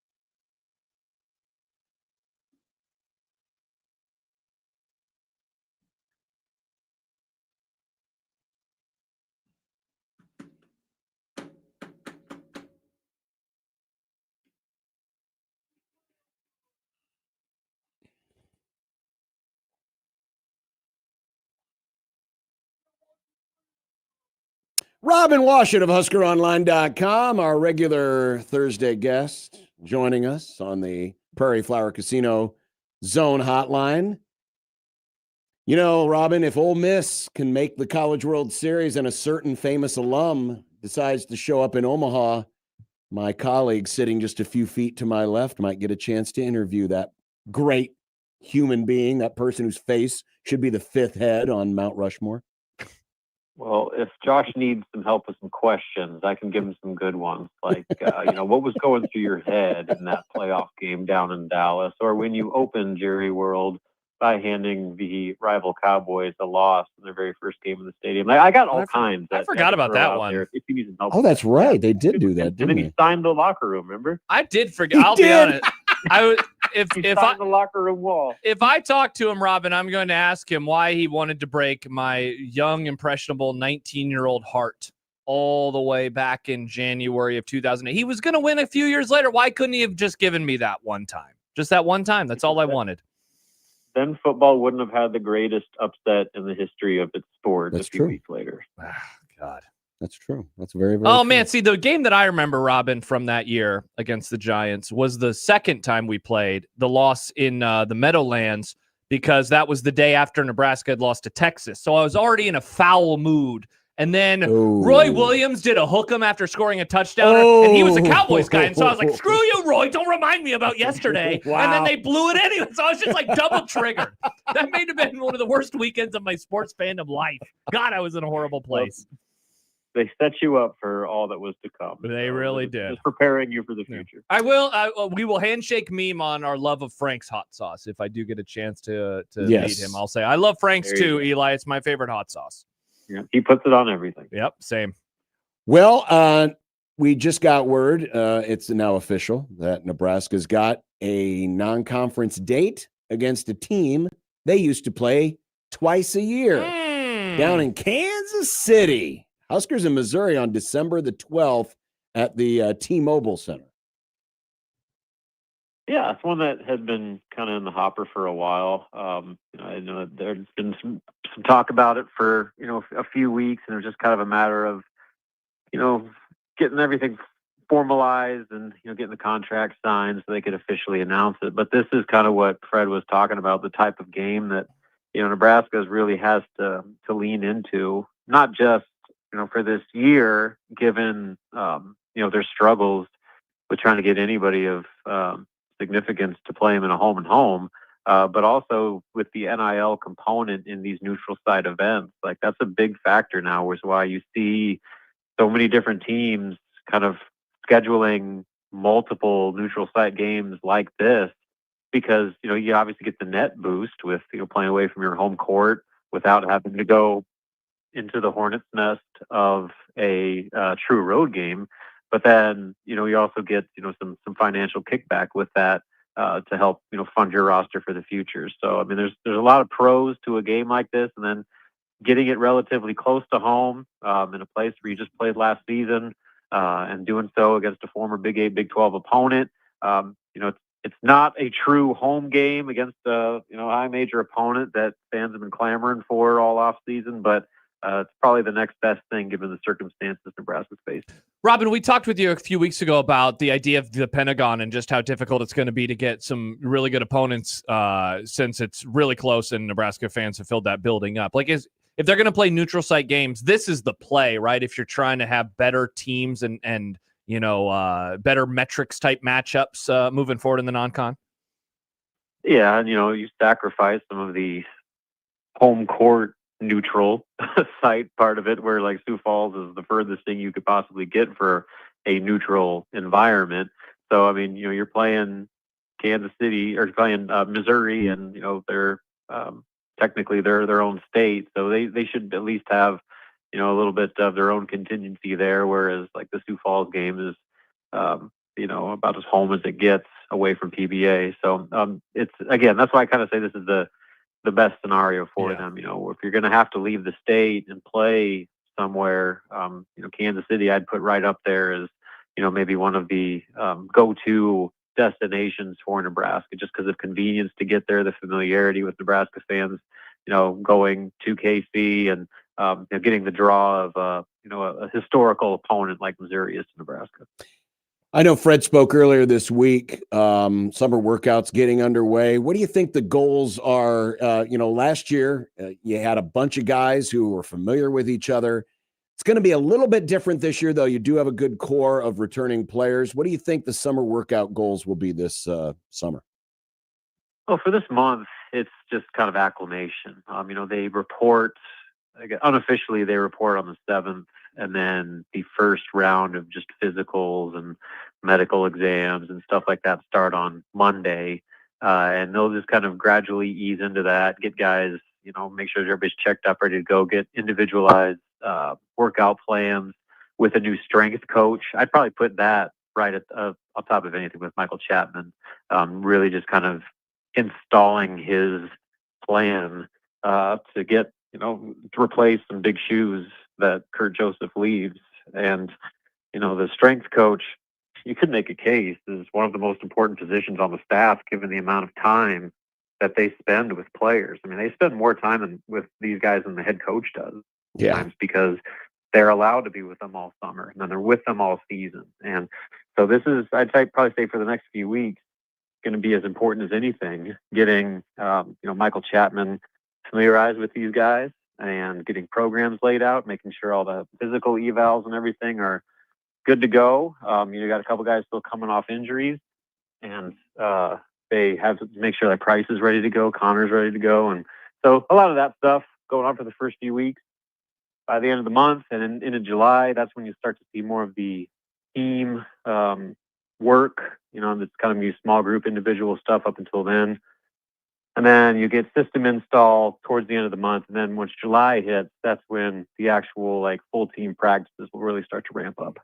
Robin, looking at football, we spent some time this week talking about the quotes that made the rounds from Trey Taylor and his dad out in California. In particular, there was the one from Trey Taylor about, essentially, I'm not looking around. Something bad would have to happen, like Matt Rule getting fired. And I'm very much paraphrasing it. I wonder if you think that there is this extra pressure that it puts on this season. And it's not even a will they or will they not fire him, because I don't think that is on the table right now, but more like you really want to bring him into the fold, onto the roster officially with the best foot forward. No, there's always pressure on winning. Do you think that this adds a little extra to it, given that they don't really sign quarterbacks like this, especially without familial ties like Dylan Raiola in the past?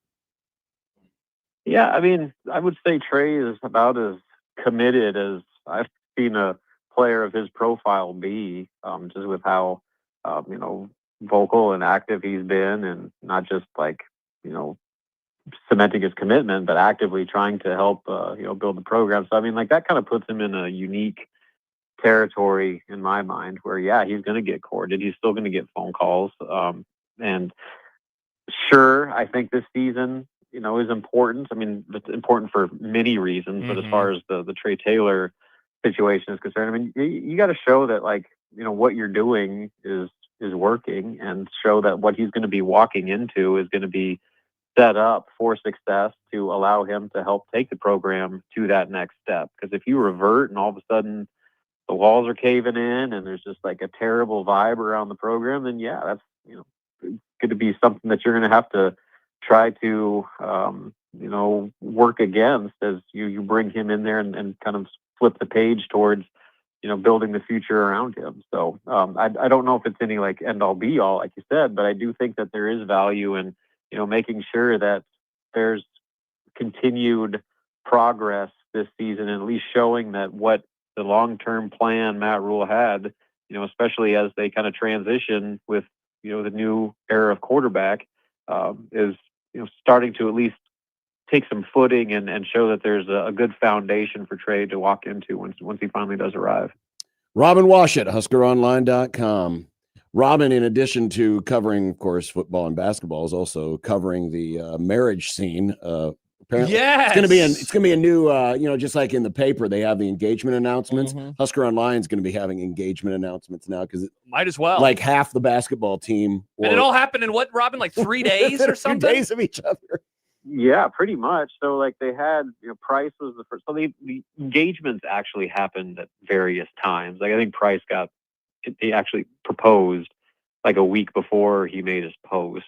So like they, it's not like they all just like happened chronologically in order, but like the posts were like 3 in 3 days. And then, Trevin Lenhart gets married right around that same time. So you got 1 marriage and 3 engagements all within the span of a week. Insane. So it's quite the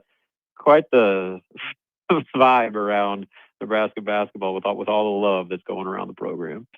Robin, have a great weekend. Stay dry.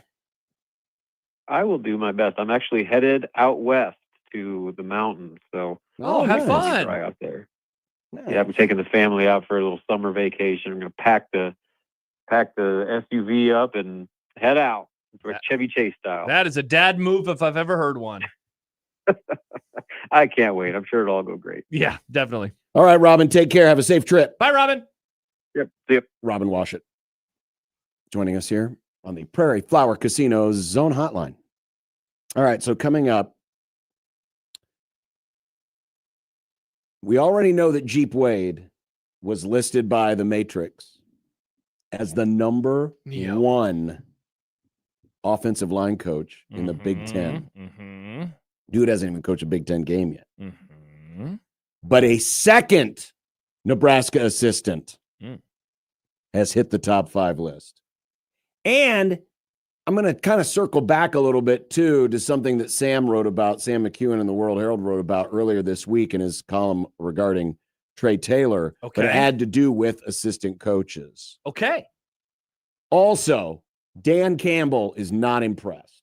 Oh, well, Matt is probably not impressed by Dan Campbell. Got him. A different thing to be impressed by or Okay. not be impressed. All right. Color me curious. Stick around because we're coming back in mere moments. 1620 The Zone.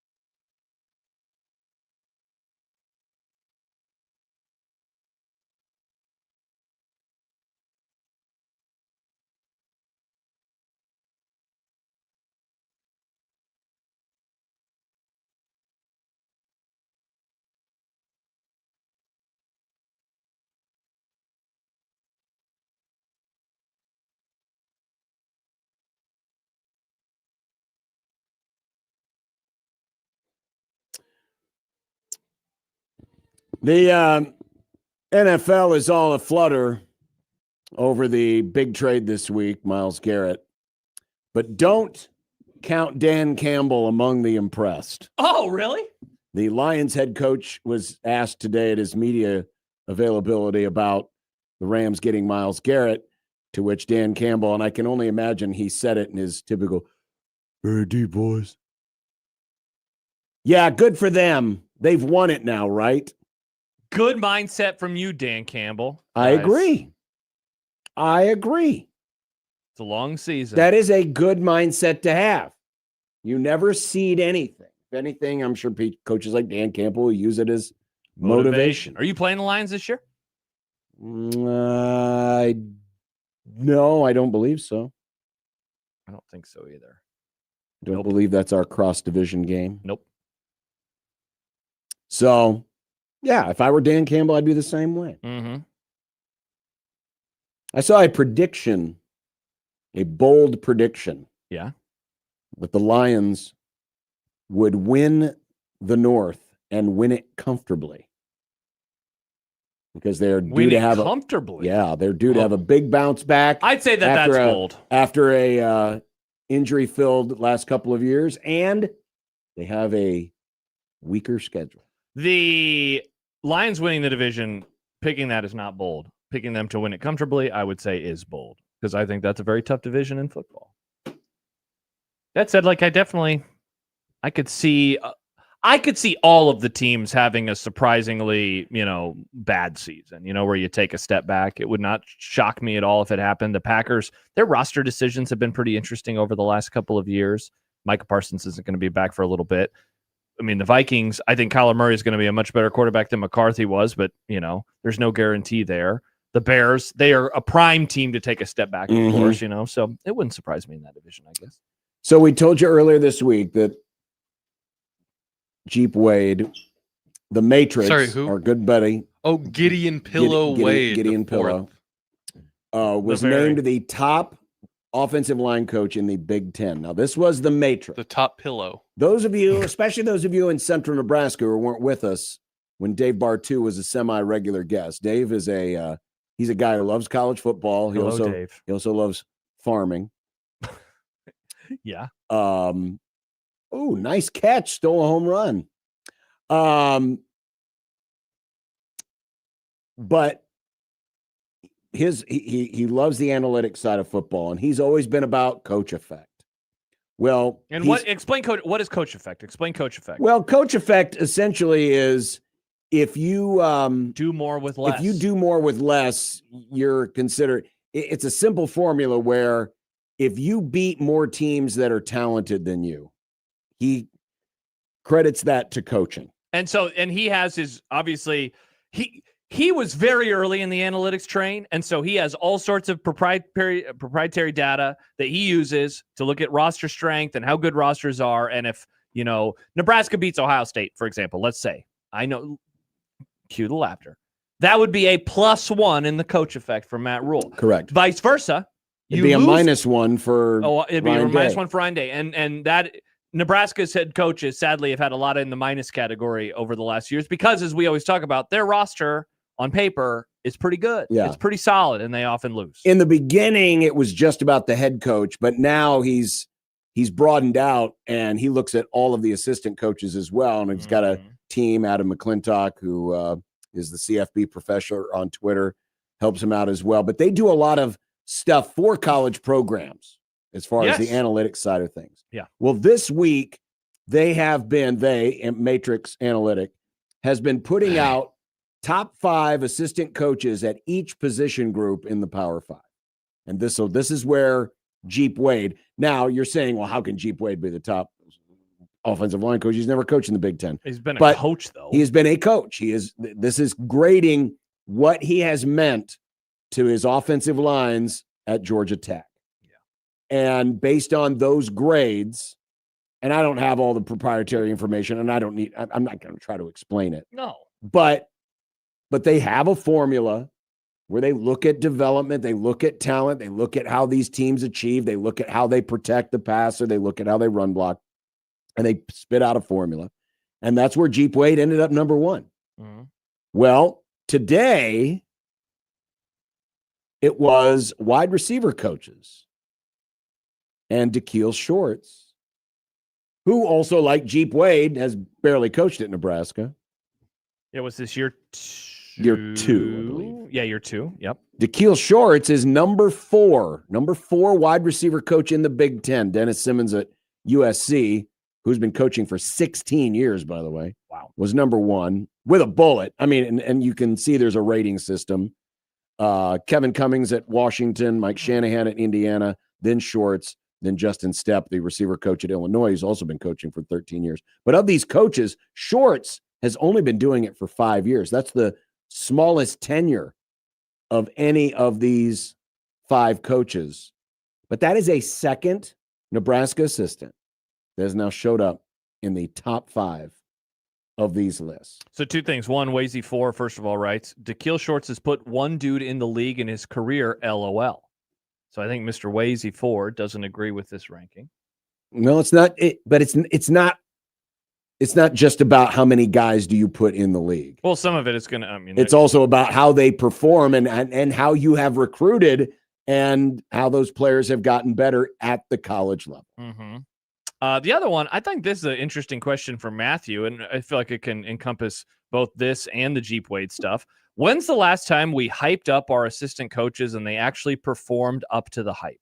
That question, I was trying to think of as a general group. Yeah, so I wanted to think about it individually. Who is the last coach that we were like, that is a dude, and he actually was a dude, whether it's a coordinator or whether it's an individual position coach?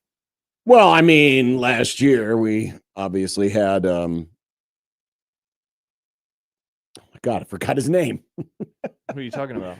Special teams coach. Oh, Eckler. Mike Eckler. You know what? That's actually the answer. You're right. Wow. I was trying to go further and further back in my rear view. You're right.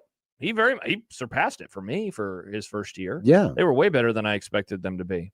So there's the answer. Now, if you're going as a whole staff, I mean, never, have we ever hyped up anything? Because the last time the staff was really that great, the program was too. And so you weren't hyping anything. You were just having a normal conversation. There have been moments like the 2003 defensive staff led by Bo. That was the other one that came to my mind, which I didn't know if there was a different answer between 23 years ago and now. But that one, people were pretty jacked for.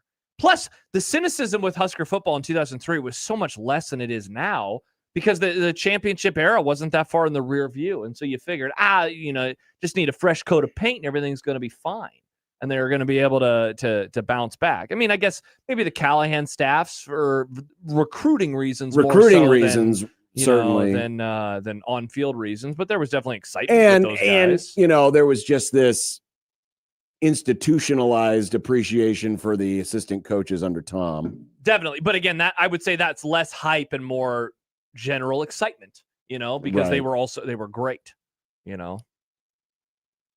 But I said, Pesky Blue says seems like White was decently hyped. Do you think he was? Because that was the other name, the lone other name that I had pop up in my mind, but I don't remember how. A little bit, yeah. White I know I was excited for him. A little bit. I thought it was a really intriguing hire. It seemed like a guy that was, a shooting star inside the sport, and it worked out, extremely well. Some people were excited when Diakomania showed up. But the question wasn't what time were we excited, and we were wrong, John. It was when they lived up to the hype. Yes. Yeah. Oh. I'll wear that L big time. I was so wrong on him. I've been wrong on other guys too. I thought Dana Holgerson was going to be the truth. Instead, it feels like a guy on his last legs, Yeah. I really was excited for his addition to the program. I thought it was a bold move. I mean, this year's going to tell us an awful lot, because you really don't have any excuses. You've been able to go out and, people are hyping up the wide receiver room again. But you now have more of a mobile quarterback. They're talking about, having the air raid with the, with pro style principles, whatever the hell that means. But I mean, this will be the year to poop or get off the pot. Yeah. As far as Dana's concerned. Text from the 402 for individual coaches before Eckler. It was Mickey Joseph. People were excited about him. I don't know if I'd say he lived up or surpassed any. Right, that was such a weird season. Well, and they were excited, but a lot of it was because Former Husker. Husker fans get warm and fuzzies about former Huskers, which is fine. I mean, I'm not he had knocking one it, guy but who definitely surpassed what I expected from him. I didn't think Trey Palmer was going to be as good as he was that year, and he was awesome. But I feel like it's hard for me to give a grade on if he's exceeded the hype as a wide receivers coach. Yeah. Because he also became the head coach. You know? Yes. Yeah, and Matthew points out, I think Joseph was known as a recruiter. Yeah, and so we never really got to see the spoils of him as a recruiter, you know? Now, I said that, this list triggered a memory with something that I had read earlier this week regarding Sam McEwen. Yep. And he was writing about Trey Taylor, but in this paragraph, he wrote, Rule has already reset whole parts of the coaching staff, a group I expect he'll let do its job this season. The coaching staff? Collectively, they fit his style and personality better than the 2025 staff. I think you'll see the offensive diversified too. More weapons, more formations, more tempo under Dana Holgorsen. But it's that first sentence that I really zero in on. A group, and this is Sam opining, I expect he'll let do their job this season. That doesn't sound like Matt Rule. It is a popular theory of, well, and I'm sorry, I know Belichick said it, but as we have seen at North Carolina, not everything Belichick says is the Bible, okay? It's not the word of God. Correct. But the whole idea of it takes you 3 times or whatever to hire assistant coaches, no, it doesn't. If you do ask Bob Stoops, guy hit a freaking grand slam with his first staff. It can be, it doesn't have to take you 3 times before you get it right. Especially if you've already, I would understand that if you're a rookie coach, a rookie head coach. This was no That's rookie a different head point, coach. though, than what Sam was saying, right? No, but my point being is this. Rule has, if there's one thing in his reputation, he has been a micromanager in all facets. And there is a theory out there, as Sam has opined, that, well, now that he has his staff and they're more experienced, and at least according to the Matrix, a couple of these guys have some pretty good pedigree behind them, now he can let them do their job. I don't buy why though? Why? It's nice to say it in theory. It sounds like wish casting. But it is wish casting. Is this so I'll be honest. I've not heard this theory. Is this a theory people have that he is going to be more hands off this year? Well, or that he is going to feel comfortable there was with some stuff that may have been implied because now he has a more professional staff. I mean, one of the knocks against some of the other coaches were they were young, they were inexperienced. You're not going to say that about a Jeep Wade, certainly. No. You're not going to say that about, I mean, so real quick, Rob Orich. This is his. Now he is relatively new in the coordinator role at this level. Well, at this level, he is. What is it? Wet behind the ears is the phrase, right? He was a defensive coordinator at Bemidji State in 2017. He was a defensive coordinator in 22 and 23 at Idaho. Mm-hmm. He was the defensive coordinator at San Diego State last year. So it's 4 years of DC experience. So and he's been coaching since 14. Right. And look, do not take what I'm saying there about being anti Orich. I'm excited for him, and I think that's a really outside the box, intriguing hire. And if he gets this thing turned around and going in the direction that people hope, I think that this hire in particular is going to be one that we look back on and say, yeah, nailed it. But otherwise, that's not a whole lot of years. What did I say? 4 years of being a coordinator. Special teams, it's all new now. These guys haven't been coordinators before. No. And the guy who has the most experience as a coordinator, I think everybody is most frustrated by right now, and that's Dana Holgorsen. So maybe Sam's hearing something that I'm not hearing. I don't really understand why we would. Also, that's not how Rule is operating. No, it's not. And I don't know if I've come across too many micromanagers in my time that were able to let go very easily. Yeah. And especially do it in a short period of time. Yes, the wish is that he will let his coaches coach, but I don't know if we can believe that's actually going to happen, because just like with everything else, everything's great until the ball is kicked off. Mm-hmm. And then once you're no longer in control of the situation, then all of a sudden instincts take in. It's like, why are we doing it this way? Why are we doing it that way? It will be fascinating to watch. If it actually does come to fruition that these guys are allowed to do a little bit more of their job, it would show some growth in Matt Rule, and B, it may end up resulting in more success on the field. I think it would, especially with some of the guys that they have. But why do you think it would result in more growth? Well, it would show. It's not growth. I agree with that. Why do you think it would result in more success? Like, what do you have that to base off of? What do I just, because I don't believe that micromanagers tend to be successful. That's fair. I just don't know why this staff. Why do you believe this staff would be the staff? It's just a general. It's a thought. It's not necessarily on this staff. It's just a general thought of, hey, let people do their jobs, and I think it will relax things around the whole organization. But it's been my experience that micromanagers don't give up that trait very easily. Joe in Vegas writes on the Liquid Trucking Zone Twitter feed, I don't know why everyone's getting excited about these ratings. Your Matrix boy also thought that Mike Riley was good in his little thing that he does, and we all know how that worked out. I mean, no one's perfect. If everyone was, then they would be the only place we listen to. Just saying, this is what other folks are saying. I'm trying to point out some positives, for crying out loud. Sue me if I'm trying to point out positives. Well, in Joe's case, he doesn't like Dave Bartu. He says if it's from Dave Bartu, he said Mike Riley was good, and thus I don't agree with it. Joe's never positive. Well, he was at the beginning of the Scott Frost era. Well, but that broke him like it broke a lot of people, I think. Yeah, it did. It broke him like it broke a lot of people, I think.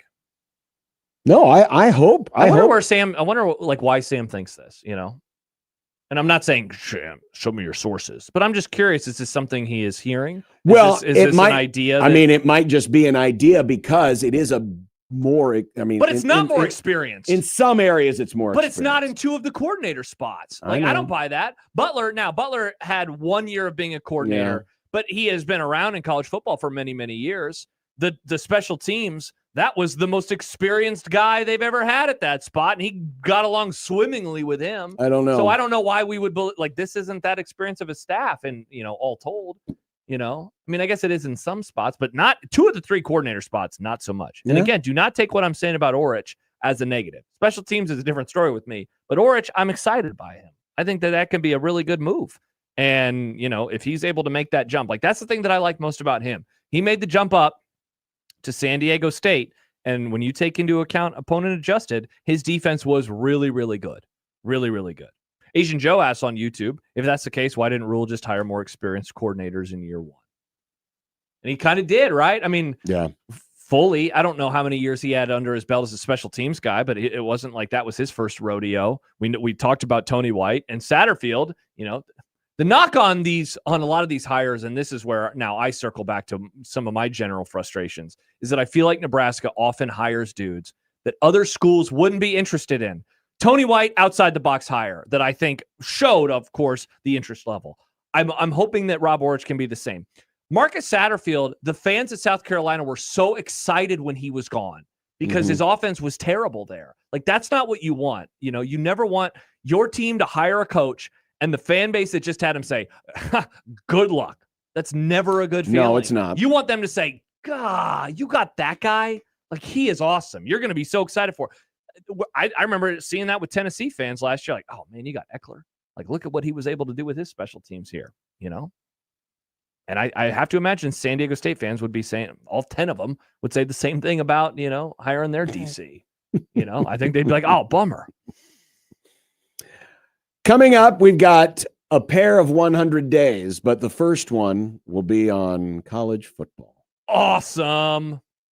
Also, I don't care. And when we do 100 days to the NFL, I'm going to warn you now, if you jump down this same rabbit hole I am, your productivity at work is going to go way down. My group chat, all it is this game. That's all. No one's even asking, how's the family? It's just, I went 81-1 in the NBA. You guys know what else?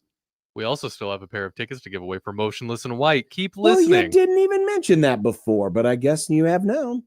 That's true. So I guess you better keep listening. Keep listening. It'll happen. Because we'll have concert tickets for you at Knicks' discretion. 11620 The Zone.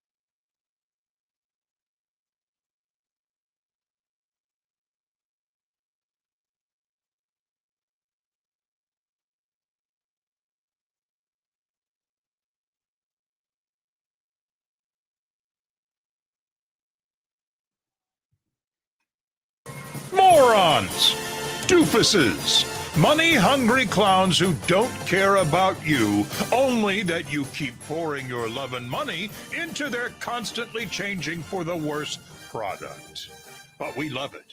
Oh, we do love it so. The other thing we like to do is count things down. So today and through the summer, 1620 The Zone and 97.7 The Zone are going to put these two great tastes together as we anxiously anticipate another year of college football. So now, Unsportsmanlike Conduct, home of random number selection and inciting dorks to online violence, presents another number pulled out of our collective behinds. The program celebrates 100 days to college football. We also celebrate the fact that we got a whole bunch of tickets we're giving away on our website, including to Chris Stapleton, the Black Keys, Yachtly Crew, Burt Kreischer, and more. Check it out, 1620thezone.com. We also have tickets that we're giving away right now. Be caller 5 at 402-951-1620 for Motionless in White. Awesome. And Devil Wears Prada and many people. Many people. CHI, many bands on many sides. November 11th. Nice. Caller 5 right now. The 2 weeks ago in the SEC, there was a meeting in Destin, Florida. The folks at On3 surveyed the SEC's coaches about what? About what they wanted in a playoff. You know, famously, the Big Ten wants a 2014 playoff. They have used their Sith mind trick to convince a lot of other people that 24 is a great number. ACC, Big 12. And now it seems as if there's a civil war going on in the SEC. Oh, good movie. Between the coaches, the administrators, and what Greg Sankey wants. Well, here are the results of that survey. Okay. Again, these were SEC coaches. In the words of Mike Elko, who cares what we think? Good take, Mike. Which is actually a good take. Mm-hmm. But I'm sorry, athletic directors. That's right, it was athletic directors. Okay. Not coaches, athletic directors. 8 voted for 24. 1 voted for 20. That's not even an idea right now. Apparently in this one. How would the math even work? I don't know. Ask Trev. 16-team playoff got 4 votes, and keeping it the same got only 1 vote. There were 2 athletic directors that abstained. Okay, I'm happy that you pointed that because I was going to say that only adds up to 14. They abstained. Okay. But 8 of the 16 SEC athletic directors, John, said 24 is what you want in a playoff. Sankey, you got to hold the line. You got to hold it, man. You got to hold it against everybody. You're fighting a battle, and I'm worried that you're going to lose. He's Jon Snow. He is. He's out there all by himself. The walkers are running towards him. Jon Snow, spoiler alert for season 5, he survived. Battle of the Bastards. Jon Snow made it through.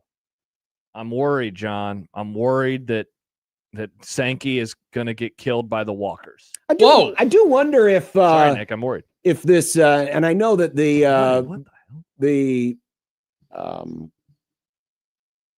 what are they calling it? Saving College Sports from Itself Act. That's what you call it. Isn't that what it is? The Saving College Sports from Itself Act? No, it's Saving College Sports Act. You added the from yourself. Yeah, you added the from itself. Yeah. That's a you joke. Yeah. I don't think it's a joke. I think it's accurate. But part of that bill has nothing to do with it. It has nothing to do with the playoff. It doesn't say anything about the playoff. Correct. That literally does not make an appearance in the bill. But I wonder if all of this talk in Washington this week is going to slow the momentum on the 2014 playoff, as now the Big Ten has to fend off this horrific bill that is trying to usurp their power. I don't think so, because I think the thing that's going to hold off any expansion is that the Big Ten and the SEC have to agree, and they're not agreeing on it. Yeah. So that's the thing that's going to. But keep I'm it saying, from like, happening. any momentum for like trying to persuade the SEC. But if the playoff isn't even in the bill, I don't know why it would hold it up. They could. I don't know. You It's could just walk it's and just chew gum. You sure about these people? I mean, I feel like that would be something if they all actually agreed on it, they could get it done. Nobody can walk and chew gum. It's very difficult. Speaking of the Saving College Sports from Itself Act, I think we briefly mentioned this yesterday, but here's the actual testimony. This is the athletic director at Notre Dame. Okay. Schwarbrick? Pete Bavacqua. Oh, that's right. It's not Schwarbrick anymore. Who is a former television executive at NBC. Awesome. Talking about what the networks would really like, or where the real money would come from. My second concern is if you want to truly maximize the media value around the largest sport in terms of eyeballs, which is college football, I do think the best way to do that is a super league. And I certainly don't want a super league. I'm not sure anybody necessarily wants a super league. Flooding the market, aggregating the market, bringing it to an aggregate form to major media companies, I'm not sure that's going to drive the value some say it will.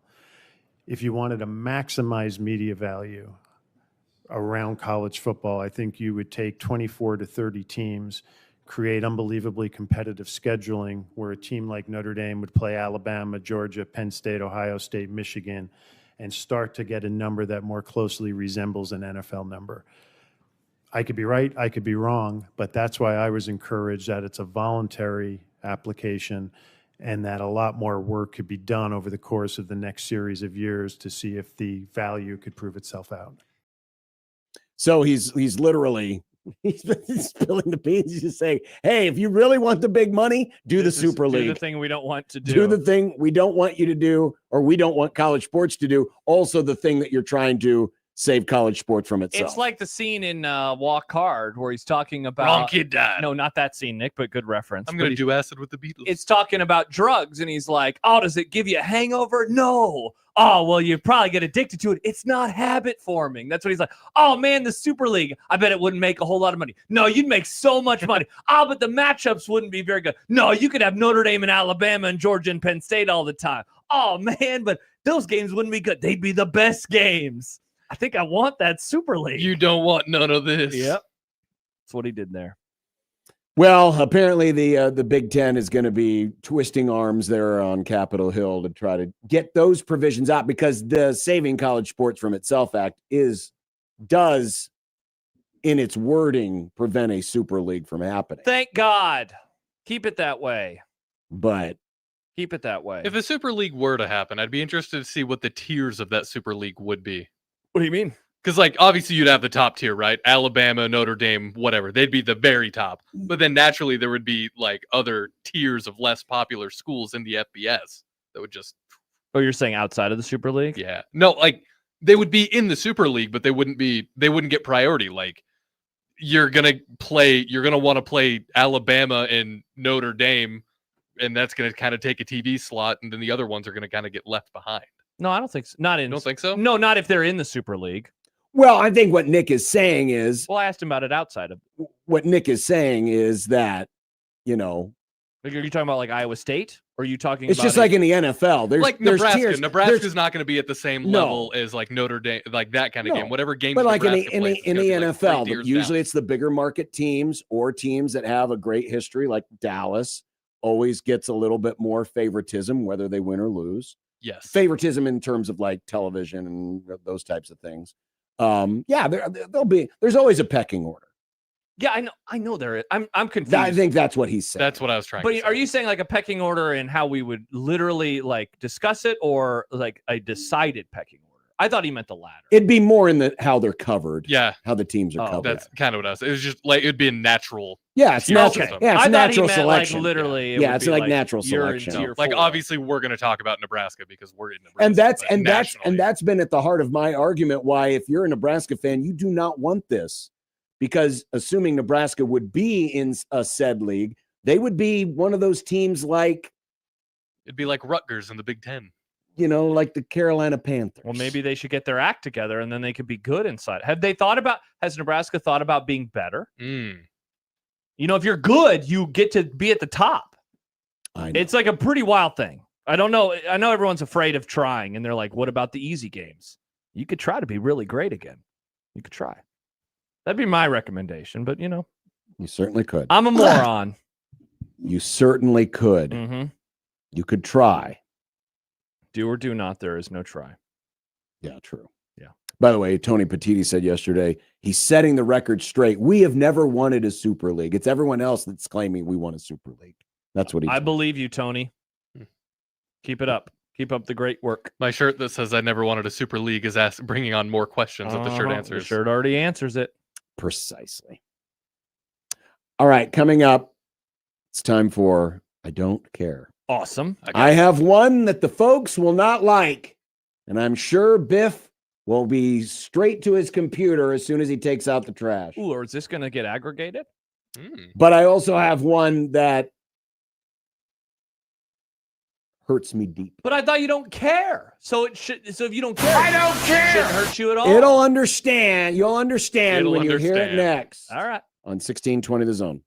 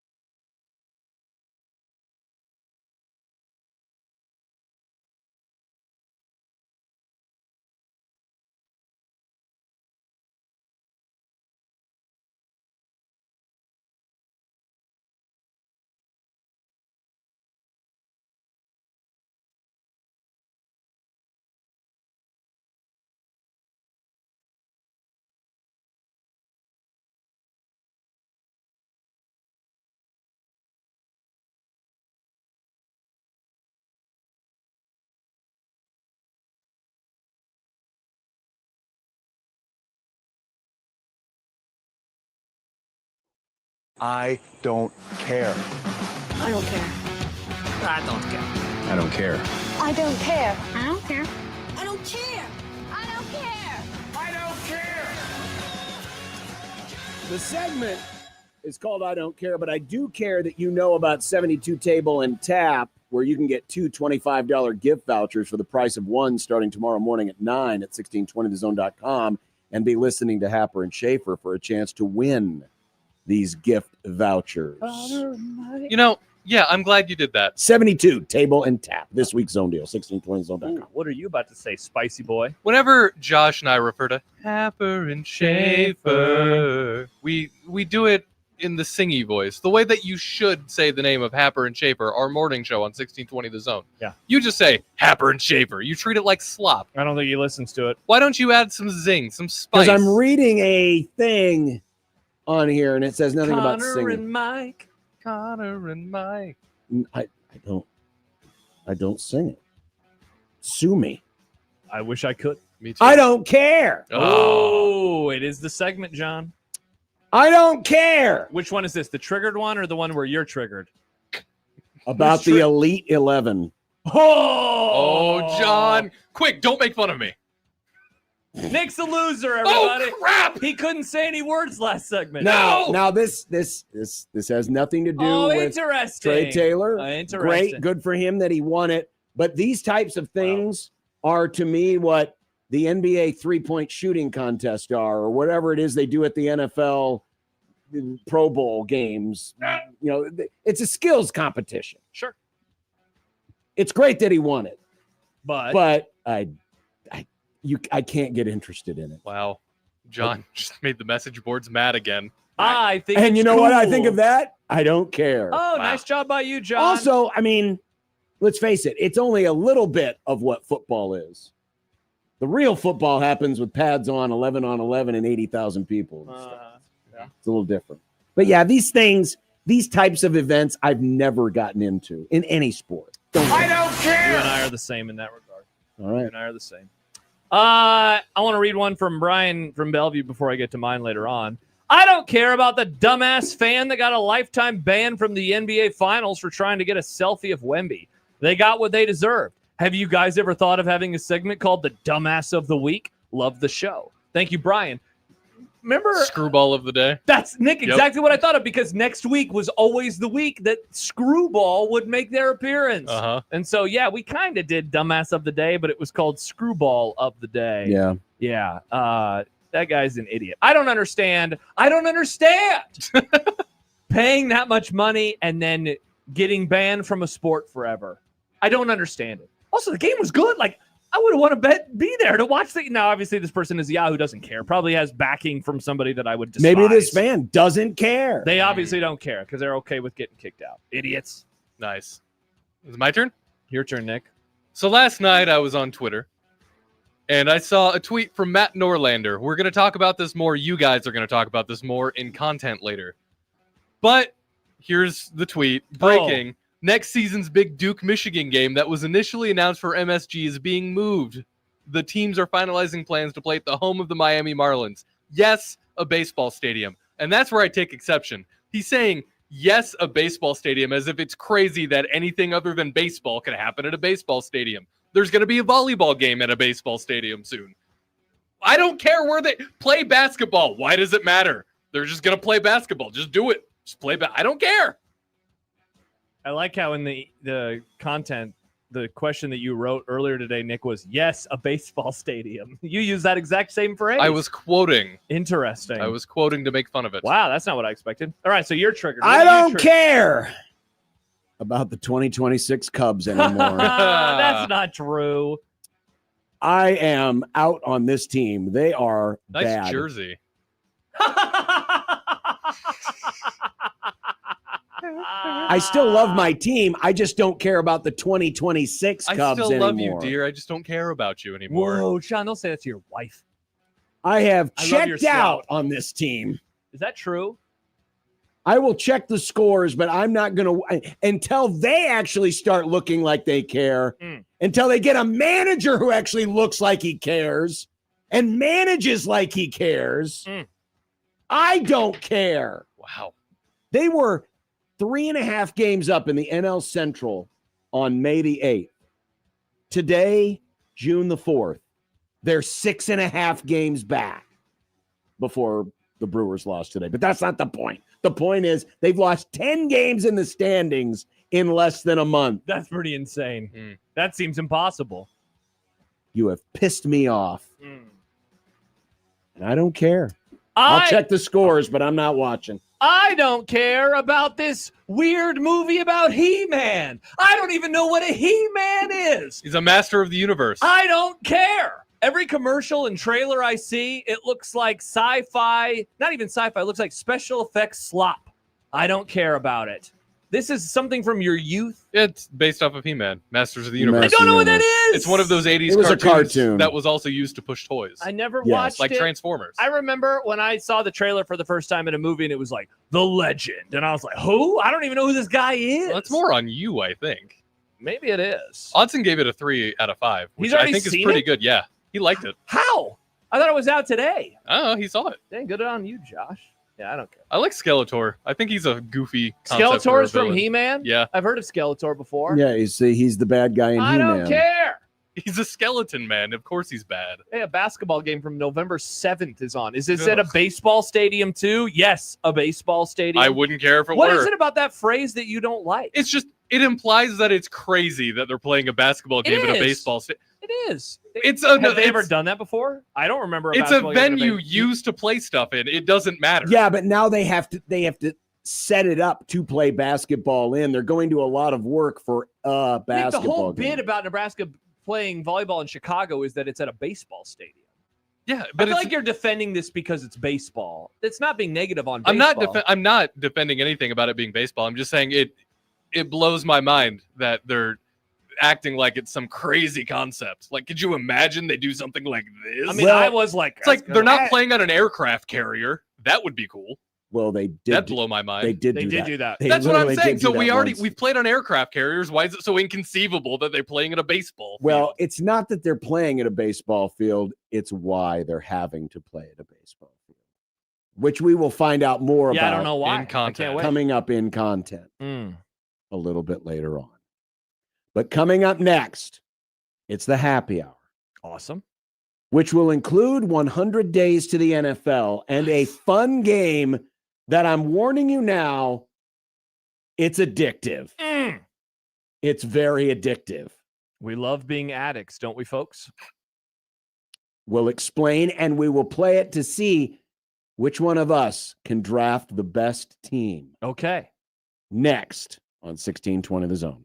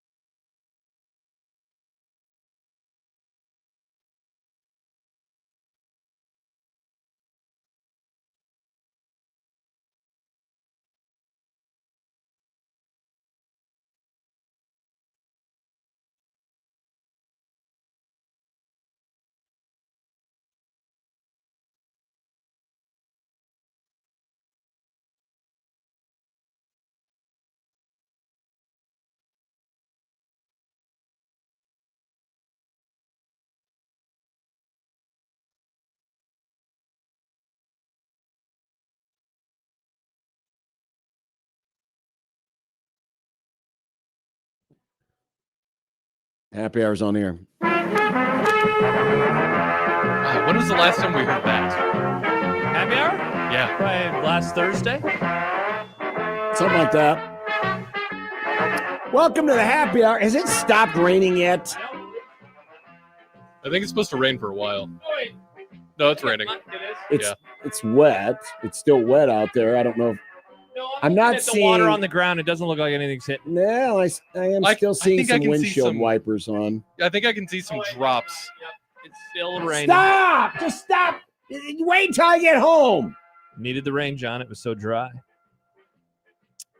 So last night, as I was, Getting triggered about the team you don't care about anymore? yep, and doing some College World Series prep, I mistakenly went to Twitter for something. Oh. And Probably to kill time. this thing, Which you ended up doing very well. I did it very well last night, and I got hooked. There is a website out there that was trending last night called 82and0.com. And it's a pretty simple game. I've got my screen if you want to put it up in the dealio on the video. But it's a really simple, fun game where you are just trying to pick an all-time great lineup. And then the computer algorithm spits out whether or not that team could go 82-0 in an NBA regular season.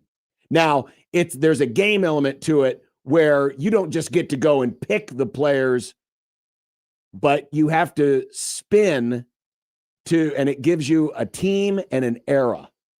I'm doing it right now for the first time with the NBA to see. Well, so I've got my screen sharing up if you want to share it along. So the mistake I made last night was I played it for the first time. I went 80-2 in the first time I played it. And that's when I was like, okay, I know I'm good at this. And it took a while, but I eventually got there. So you just hit the little spin button and it gives you a team. So it's Washington and the era is the 2000s. And of course you got Gilbert Arenas. And he is literally the first guy that shows up. So I'm going to pick Gilbert Arenas to be my point guard. Then you hit the spin button again, and it spits out LA Clippers in the 80s. Now, you get one chance. You get one mulligan. You can either pick a respin for the team or a respin for the era. Okay. And because it's the 80s, I'm going to take a chance. I'm going to respin on the team, see if I can get like the Lakers. Oh, I get Philadelphia. Nice team. All right, so I can pick from – I still need a center, so there's Moses Malone. I could pick Charles Barkley. Or I could pick Julius Erving. I'm going to pick Barkley. Okay. So Barkley's going to be my power forward. I'm going to hit the spin again. This is a fun concept. Philadelphia in the 70s. Now there's one I could change the era, but in this case I'm going to go I thought you already used your mulligan. You get two mulligans. One, you can respin the team. One, you can respin the era. This time, I'm going to go with Julius Erving. I'm going to put him, let's see. I'm going to go with the shooting forward. Small forward. Small forward. Houston in the 20s. There's KD. Do I change it? I mean, can he be a shooting guard? Yes, he can. Yeah, so I think that's a pretty solid move. And then I have my center left. Atlanta in the 60s. Ooh, Bob Pettit. Look at those numbers. 28 points, 17 rebounds. Yeah, I'll stick him in there. 73-9. Whoa. Nice. That's not bad. Fast. Yeah, that's the NBA one. That's what she said. Nice. Well, there is also a football one. Oh. And once I got hooked on this, it was all bets off. And it's called 20-0. Now, real quick, have you seen this? Have you heard about this? There's another one called 17-0 that apparently, I think from there's fewer players. You do a quarterback, running back, wide receiver, tight end, defense, and head coach. Whereas this, you build like a whole team, right? Well, 20-0, you just have more. It's like building a fantasy team. I see. You pick a quarterback, a running back, a wide receiver, a tight end. You get two flex positions. And then on defense, an edge, a tackle, a linebacker, a safety, a corner, and a So it flex. takes long because Riss was Takes like, a I little like longer. 17-0 because you can just keep playing it faster. And Yeah, faster but 20-0 is kind of fun. And then Yeah. there's also Because- a 162-0, right? Yes, there is. Awesome. But the 20-0 one, the bands are narrower. So in other words, you spin the wheel and it gives you a team, and then it gives you a 5-year period, like 2020 to 2025, rather than the 2020s, rather than the whole decade. 2010s. So I thought what we would do in 100 Days to the NFL Mm-hmm. is we would compete against each other to see who can have the best record with their team. Okay. Now, in this case, the mulligan, you get a mulligan for offense and a mulligan for defense, and it's a complete respin. Okay. So it's a little different than the NBA one. Okay. So I've already got my screen sharing up. Nick, you have it on the screen there? We're good. Just go. So it's 20-o.com, play classic. And here we go. We start with the offense. Okay. Hit the spin. Jacksonville, 2016 to 2020. Blake Bortles for sure. You could pick Blake Bortles. I John. could play Blake Bortles, but I'm not. Let's see. Leonard Fournette. Not really. Yeah, you're Best off. receiver. Wow, this is not a good team. I was going to say you're off to a pretty rough start here. I may have to use my mulligan already. Already? Blake I'm going to Bortles. use my mulligan already. Wow. Sad. Tampa Bay, 2006 to 2010. Wow, I could pick Josh Freeman. He had a good quarterback rating that year. Nice. LeGarrette Blount. Man, this is a bad start. You know what? Here's my pick. Here's my pick. Antonio Bryant had 83 catches that year, 7 touchdowns. I'm going to put him in the flex spot. Spin again. Denver, 2016 to 2020. And you're only on offense right now? Yeah, this is Oh, only bummer. offense. You could have Von Miller. Again, I'm going to skip on the quarterbacks. Phillip Lindsay, not Yeah, you bad. definitely don't want. Ooh, Demaryius Thomas had 90 catches. Cortland Sutton had 1,000 yards. Let's see, any tight ends? Noah Fant. Man, this is already not going well. Mm-hmm. I like it. I'm going to go. Challenge. I'm going to go with Cortland Sutton and Okay. place him at wide receiver. Next spin, Bengals 16 to 20. 16-20. Man, you're again. This is not a good era. to This have is any not of a these good teams. era at all. Mm-hmm. And I already used my mulligan. Let's see. AJ Green. Do I use up all my receiver spots already? Mm. Joe Mixon. I think I'm going to have to go with Joe Mixon. Okay. I'll stick him at running back. Washington, 99 to 2005. Again, not great at quarterback. Yeah, you got to skip the quarterback again. That was a terrible era of But Washington Clinton football. Portis There you go. and Stephen Davis both had big years in this era. Portis was awesome at that time. Yeah, I'm just checking the wide receivers. Some pretty decent ones. I'm going to go Clinton Portis and stick him at the flex. So now I'm down to quarterback and tight end. On offense. So I've got to get a good spin here. Matthew says you're going to be lucky to go 500 with this team. Who did you get? I got the Chiefs 05 or 06 to 10. They sucked in that era. But Tony Gonzalez. There you I got go. saved. All Thank you, right. Tony Gonzalez. All right. Nice. This has to be my quarterback. All right. I hope This it's has to be my Jaguars again. quarterback. Ooh. Jaguars. Arizona 99 to 2005. Well, I was no. gonna say you have Jake the Not Snake in Kurt there. Warner. John, you like Yeah, him. but he did not have a great year. Yeah, that was before they went to Yeah. the Super Bowl. I know. I'm gonna go with Kurt. Really over Jake? He's got a better quarterback rating. Okay. Iowan Kurt Warner. Mm, All right. Well, I'm gonna have to make it up on defense. okay. Defense. And how many spots are you picking on defense? About 6. Ooh, I get that 85 Bears. All right, That'll that's do it. nice. All right. I can go with Richard Dent. I can go with Singletary. Let's see. Let's check down here. Safety. Who should I go with? I'm going to go with Dan Hampton at defensive tackle. 11 and a half sacks, 14 TFLs. Okay. I'm going to stick him in there. Houston, 06 to 10. Got Mario Williams at the edge. Oh, there you go. I was trying to remember that era. That's a he good was- one. He was pretty good. Looking at First overall linebacker. draft pick. That's pretty good linebackers Brian here. Brian Cushing had a Yep. good year. Yep. Check the defensive backs. Jason Allen had 6 picks. I think I'm going to go. Kenneth says this is fantastic radio. People loved it when McMaster did this on his show with the NBA one. I'm going to go with Mario Williams, but I'm going to stick doing him in as play-by-play. as my flex. Okay. Baltimore 06-10. You got Ray Lewis. I got Ray You got Lewis. Ed Reed. Yeah, I think that's where I'm going. Yes, I'm definitely going with Ed Reed at safety. Carolina. Oh God. Carolina 21-25. Incredible. I could use Hassan Reddick. Yeah. Christian Roseboom. He had 119 tackles. I'm going to use my mulligan here. Okay. I'm going to use my defensive mulligan. Washington 11-15. Brian Arakpo, Okay. 10 sacks. Yeah. Ryan Kerrigan had 13.5. That's not bad. London Fletcher had 136 tackles. I'm going to check the DBs. Yes, DBs not that great. Oh boy. I'm going to go with London Fletcher. And you said you get a mulligan on both sides of the ball? On both sides of the ball. Okay. 2 more left. Jacksonville 99-2005. I need an edge and a cornerback.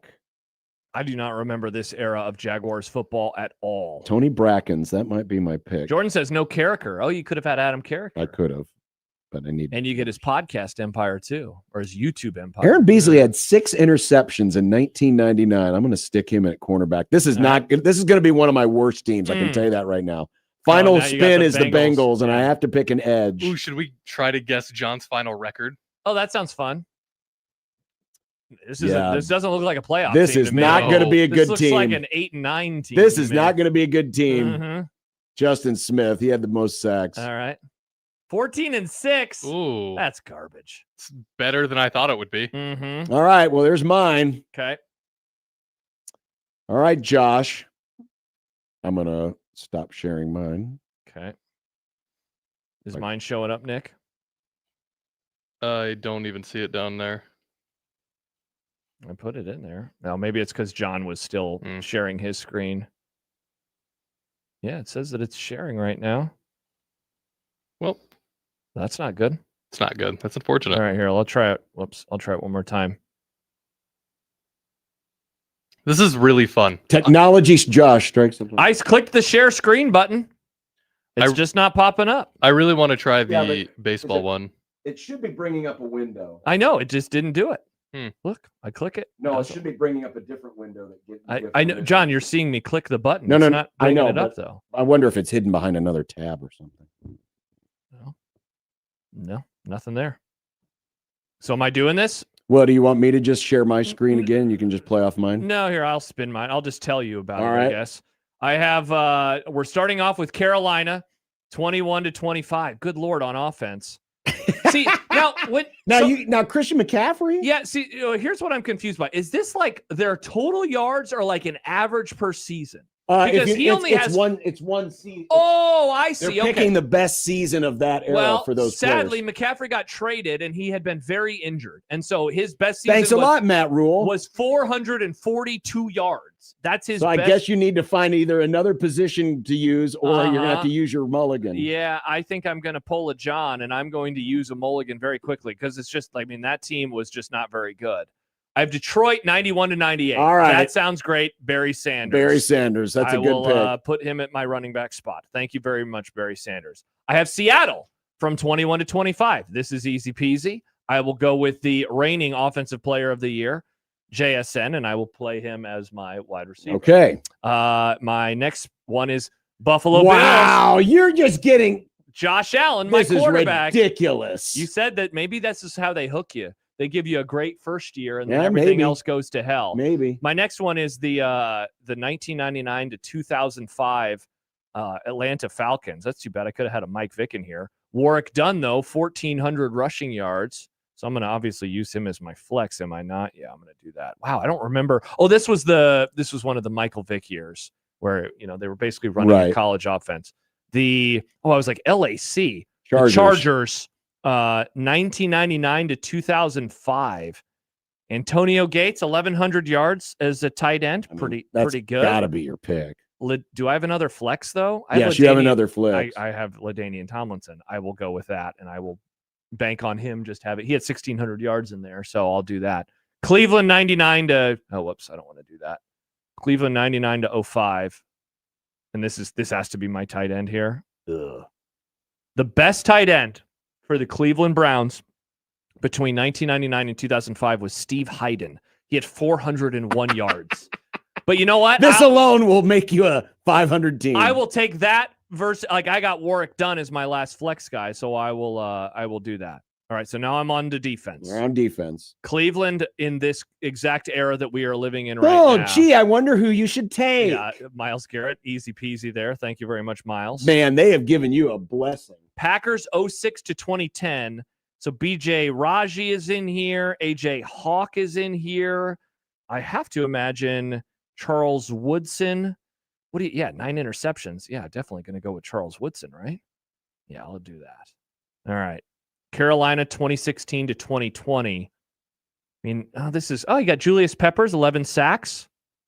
Yeah, I'm going to go with Kuechly in there somewhere? Good call. Thank you, John. Luke Kuechly is in there. Would you rather have 124 tackles and 2 sacks or 11 sacks and 33 tackles? I don't know what's better. Probably the edge, right? I'll go with, I guess this would be a flex. You know what? I'm going to go with Kuechly. I'm going to go with a better linebacker, and I'll go with the flex later. All right, I have 3 spots left. Eagles, 99 to 05. So this is like early Andy McNabb. Reid. This is Hugh Reid. Douglas had 15 sacks one year. That's a good number. I'm going to go with him as my flex. 2 spots left. Arizona 2016 to 2020. I feel like you had that exact same scenario. So I need a DT and a corner. Do I have Patrick Peterson? Yeah, we'll go with Patrick Peterson as the corner. So this last spot is my defensive tackle. Pittsburgh 99 to 05. And Chemo, what is it? Chemo von Oelhoffen. Yeah. All right. So my team 17 and 2. That's BS. Your team was trash, and you went. I guess you were 14 and 6. I was 14 and 6. I thought you were 16 and 4. That's pretty good. You can get stuck doing that forever. How many hours did you end up playing this game? That one only about 45 minutes. Yeah. How much did you end up playing the NBA one? You're not a big NBA guy. Or did you have fun with that? That was one? about 40 minutes. Because the goal was I was so close in the first time I did it. Mm-hmm. And then what ended up happening, and I think I have it. I took a screenshot. Here was my 82-0 team. And I can't remember the order in which I got the spin. I think Giannis, I think I got first.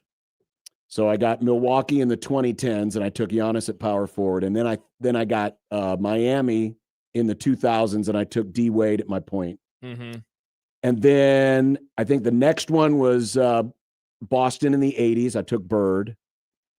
Then, if I remember correctly, I got the Bulls in the 2000s, and I used my mulligan on era. Hoping to get Michael Jordan. And I got Michael Jordan in the 80s. Yep. And then my last spin, I got the Sixers in the 60s and got Wilt Chamberlain.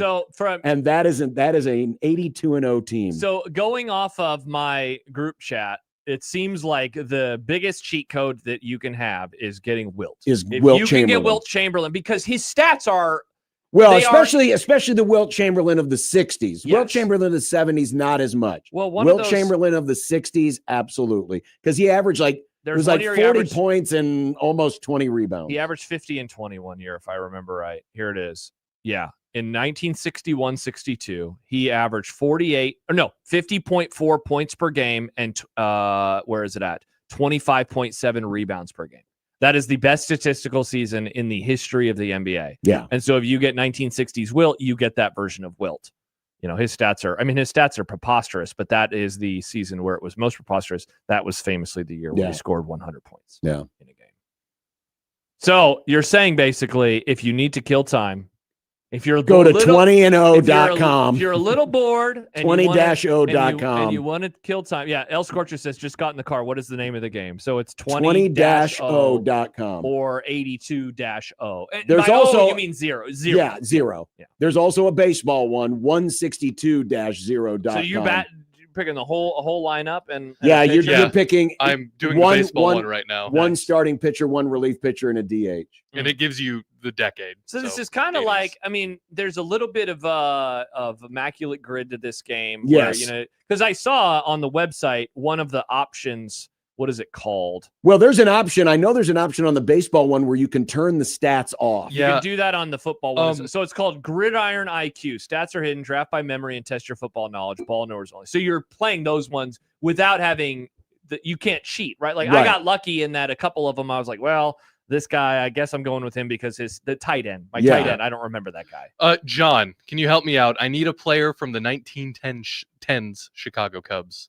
Just that decade, the 1910s. Well, it depends on what positions do you have open. Second base, third base, and shortstop. Check your second baseman, Joe Tinker. Tinker probably is your pick. There he is. Do you have a pitcher? Joe, it lets me. I can make Tinker my shortstop, my second baseman. You can do that too. Okay. If a player played multiple positions, and that's like for example, if you get 2010s Cleveland Cavaliers, you can pick LeBron for all 5 spots. Oh yeah, because he played all 5 spots. Positions. Sam writes on the Liquid Trucking Zone Twitter feed, finally, the excitement of hearing someone talking about their fantasy football team in a league you aren't in brought to radio. I'm serious, folks. It is addictive. Mm-hmm. It is really addictive. Damn, I got the 2000s Yankees, but I only have a position open, a second base open. 2000 Yankees. Who is there? I don't even remember who their second baseman was. I have Alfonso Soriano. Oh yeah, Alfonso. He was good. Soriano was good. Yeah, I went 101 and 61. There you go. That's a good baseball team. Well, speaking of the basketball, and the Knicks, gives you the optimal lineup based off of your spins too. Oh, fun. You should have picked. I saw this on the For You tab. Awesome. It is 10 fan bases that deserve a title the most. It's obvious that this person is very New York pilled. Yes. Because having the Knicks number 1 and the Mets number 2 is patently ridiculous. Mm-hmm. I know the Knicks haven't won a title since the early 70s. For the Mets, it's been 40 years. But for the Mets, they literally have, think of their 2 championships. The first one is the most out of left field title in the history of sports. The 69 Mets. That was the Amazing Mets, right? The second one is one of the most famous. It's one of the most series. iconic World Series of all time. And certainly one of the most memorable games. The Mets should be fine for another 100 years. Nice. They are not suffering. Sorry, Mets fans. I don't feel for you. And for the Knicks. I mean, heck, they have the Willis Reed game. Well, they have the Willis Reed game. But here's the thing about the Knicks. The Knicks are more enjoyable when they're not winning titles because we get Spike Lee, frustrated Spike Lee.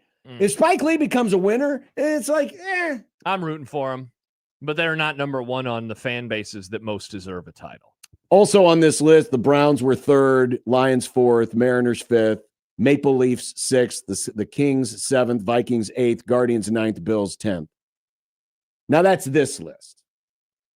Yeah, Matthew says I'd have to say Buffalo, and I'm not even a fan. I just remember watching them lose all those Super Bowls in a row. Who is of pro sports teams, which fan base most deserves a title across any of the 4 sports? All of the pro sports? Across any of the 4 sports. I'm going to remove hockey just because I can't speak to that very well. Like, I know that Toronto has had a lot of kicks to the nuts. Yes, they have. So I guess the Maple Leafs will be my number 1 in hockey, really not acknowledging that I don't really know a whole lot about that.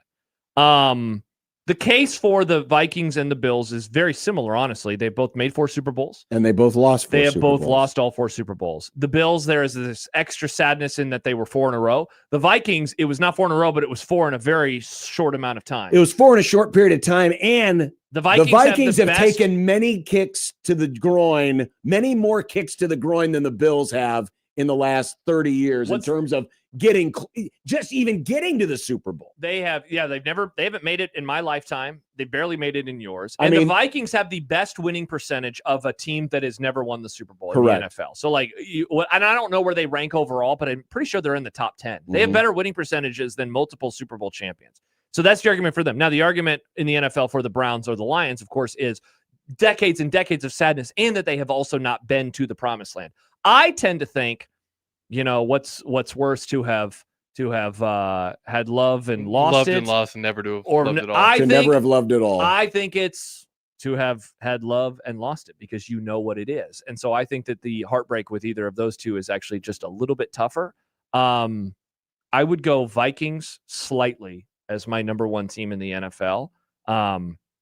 I think Guardians is the number one team in the baseball because they are now the longest, right? Wow, even more than the Mariners. I who love have my never Mariners. won. I love my Mariners, but the Guardians have been there twice in my lifetime, 16 and 97. And they have been like really, really good. And they've gotten so close. And their streak is now the longest. Their Like all streak the other is the stuff. longest. And so plus they have lost an iconic World Series in 2016 and an annoying iconic World Series in 97 because it was the blockbuster Marlins. And by blockbuster, I mean you rent a VHS. They rented a championship and then returned it by getting rid of all their good players. So I'd go slightly Guardians over my Mariners. And then what other pro sport are we talking about? Basketball. Yeah, I guess it'd be the Knicks. It's been so long for them. But my number one. It's been longer for the Kings. Yeah, I don't care about the Kings. My number one is the Vikings. I think my number one is the Vikings. For sure. I think my number one is the Vikings. Wow, the Browns getting no love. The Browns are very high up on the list, but I think not my Vikings. I think the Vikings would be my number one. They shouldn't make terrible choices. And the Lions, well, actually, there's Vikings a are team. just There's a cursed. team not on here that has a longer streak than any of them, and it's the oldest professional football franchise, the Arizona Cardinals. They aren't on this list. That's a good point. But they've moved so much that they almost feel like an expansion team. Even though their history That's goes true. back further than any other pro sports franchise or pro football franchise, they still feel like an expansion team. Mm-hmm. Like, hey, Arizona fans haven't really suffered that long. Though Yeah. they have. By the way, Mike Schaefer, he texts into the show. I most deserve a title, and he points out in 1995. I forgot that Cleveland made the 95 World Series against the Braves. Yes, They was made it in 3 95, times. 97, and then 2016. Man, that's tough. That's tough. My overall pick, man, I almost want to say the Lions because it's not only they've not won since the 50s, but outside of the last handful of years, they've sucked for 7 decades. They've been a laughing stock. I mean, not even close. That's why the whole love and lost versus never loving it. Like, they haven't even dreamed of even falling in love. It's never even been a thing for them. They're incels. Incel. That's what Lions fans, they've been incels. Involuntarily losing. I almost want to take the Lions. In low. But I think I'm with you because the Minnesota Vikings, first of all, yeah, they lost the 4 Super Bowls. They were the first franchise to lose 4. But I think more of the painful close calls that they have had just trying to get back to the Super Bowl, and it's happened on multiple occasions. 1987, they were driving for a game-winning touchdown against Washington. Fumble! There were obviously all the great teams they had in the late 90s, and the Gary Anderson field goal miss. The Blair Walsh miss. Then they get the Minneapolis Miracle, and you think this is going to be it, and then they get boat raced by Philadelphia. I was going to go up to Minnesota with Schaefer, and we were just going to be there for the Super Bowl. We weren't going to go to the Super Bowl, but I was just going to go with him. It was going to be fun. But the Vikings, like you said, they've had a lot of winning seasons. And, well, hell, I'll go back 2000. Dante Culpepper against that putrid Giants team. And they lost and got crushed in that game. 41-0. So to me, the Vikings seem like the team that has just very, very similar to the Cubs in that the losses are just very painful, excruciating. How did this happen to us? Lost. Well, and like the Cubs hadn't been to the World Series since 45. Vikings haven't been to the Super Bowl since 70, whatever. 77. But they have made NFC championships. Stibb says, by the way, Lions fans would kill for a run like the M's had last year. They had that in 2023. Yes, they did. They made it to the NFC title game. Yeah. And they were up in the game, and then they blew it. By the way, Stibbs also disagrees with me about the love-loss thing. Where are you at on that? Would you rather be a loser that has never loved or have had some love had your and heart lost it. I Did would Philly rather have break your that. heart? I would rather have I that. think a lot of character growth and development happens if you agree. through a breakup. I think it's important. It gives you time to self-evaluate, grow as a person. Obviously, number one on this list is the Dallas Cowboys. It should be number one on this list. It's a travesty that they are not on this list. That is number one. That is number one by far, and we all need to acknowledge this. Number one. It's very sad. We all agree. Yeah. Thank you for your We support. all agree. Thank you for your support. Thank you, Jerry. Schaefer texted, Love you, bro. Giants stole headset communications. Sad. I remember hearing that rumor about the Vikings Giants game when I was a young child from my uncle who was a Vikings fan. And I was like, what in the world kind of rumor is that? But apparently it's like a real rumor with the Vikings heads out there. Have you seen this and heard about this? Yeah. There's this rumor that the Giants heard all of the play calls. Like they knew what the plays were because they were listening in as the game unfolded. Steve's got one for the NBA. We didn't mention the Clippers. Yeah, I mean, they've been around for a long time. And they've like really sucked. You know, they were the Buffalo Braves at first, and they moved to San Diego, and then they moved to. I would agree. I would much rather see the Clippers win than the Knicks. Really? I'm rooting for the Knicks. Go Knicks. No, it's better. It's better that Spike Lee is miserable. I don't hate Spike Lee. What do you got against It's Spike not. Lee? It's not like or hate. It's just the gimmick, the bit. He's getting old. How is Why he? can't an old I mean, person be Yeah, why happy? can't you're gonna be? I mean, you're old, but you're gonna be like his age very shortly. Yeah, but unlike Spike Lee, my teams win. Yeah, well, How are the Cubs doing? Thank you, Nick. It'd be nice if your 2016 world champions. It's a decade ago. 10-year-olds can practically vote these days. I see 10-year-olds selling lemonade. Oh, so you're saying I have an argument that What? the Cubs should be on this list again? Yes, the Cubs Definitely should be not. back on this list Nah, again. I think the world is a better place now that your teams are back to being bad. Back to being bad? Or back to being average. I don't know. What Back to words- being average. Yep. He's gonna get all Ramsey. I know he is. The crash is Jalen Ramsey? The crash is going to be hard. Super Bowl champion Jalen Ramsey? The crash is 5 years. I mean, 5 years might as well be a lifetime. In the 1800s, it was. 10-year-olds were raising families. Exactly, which is why Ripping darts. Mm-hmm. it feels like yesterday that the Cowboys won a Super Bowl. So I don't know what you're I complaining miss about. those days because I don't know those days. The world was a terrible place back then. It was a great It's place. much better now. And glory hole. It was Much awesome. better now. You're saying when the Cowboys were winning, the world was objectively a better place overall? I would agree it was. John very much cares about national debt for the United States. We didn't have any back then. We were doing great financially. Everything was awesome. We were in 95. You know I'm right. No, you're not right. Yes, I am. 95, we were doing awesome. No, we weren't. The Cowboys won a No, Super I'm Bowl. talking about the debt. I'm talking about financially as the United States of America. The Nebraska Cornhuskers were good at football. Those were the good old days. Everything terrible now. 90s aesthetic was cool. Remember the 90s aesthetic? There was famously no wasn't racism it? at all in the 90s. Racism! Yeah, famously. After everything happened in LA and then with Yeah, after all the with stuff that OJ, happened. Oh, yeah. racism was solved. It was solved. You know? It was a good time. The LGBTQ community was having an awesome time in the 90s. No, their rights weren't being taken away. Yeah. Women could vote in They the weren't 90s now. dying in mass. Yep, exactly. Women can't vote anymore? No, I'm saying they could vote. I'm pointing out positive reasons for the 90s. well, they can could st- vote they can like still they vote can now. today. I'm just saying it's a good thing that women could vote, John. Shawshank Redemption had just come out. Like, God, what a time to be alive. Well, while old man Josh pines for the old days, God, some can of we? us keep our feet planted firmly in the present. Mm. And in the present, we have content. What do we have in content today? Oh, do we have a basketball game at a baseball We have a field? basketball game at a baseball park. Awesome. Nebraska's name did come up in the Saving College Sports from Itself Act. Okay. And Josh is apparently nerding out about a movie.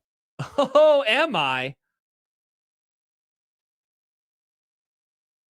All of that next on Awesome. 1620 The Zone.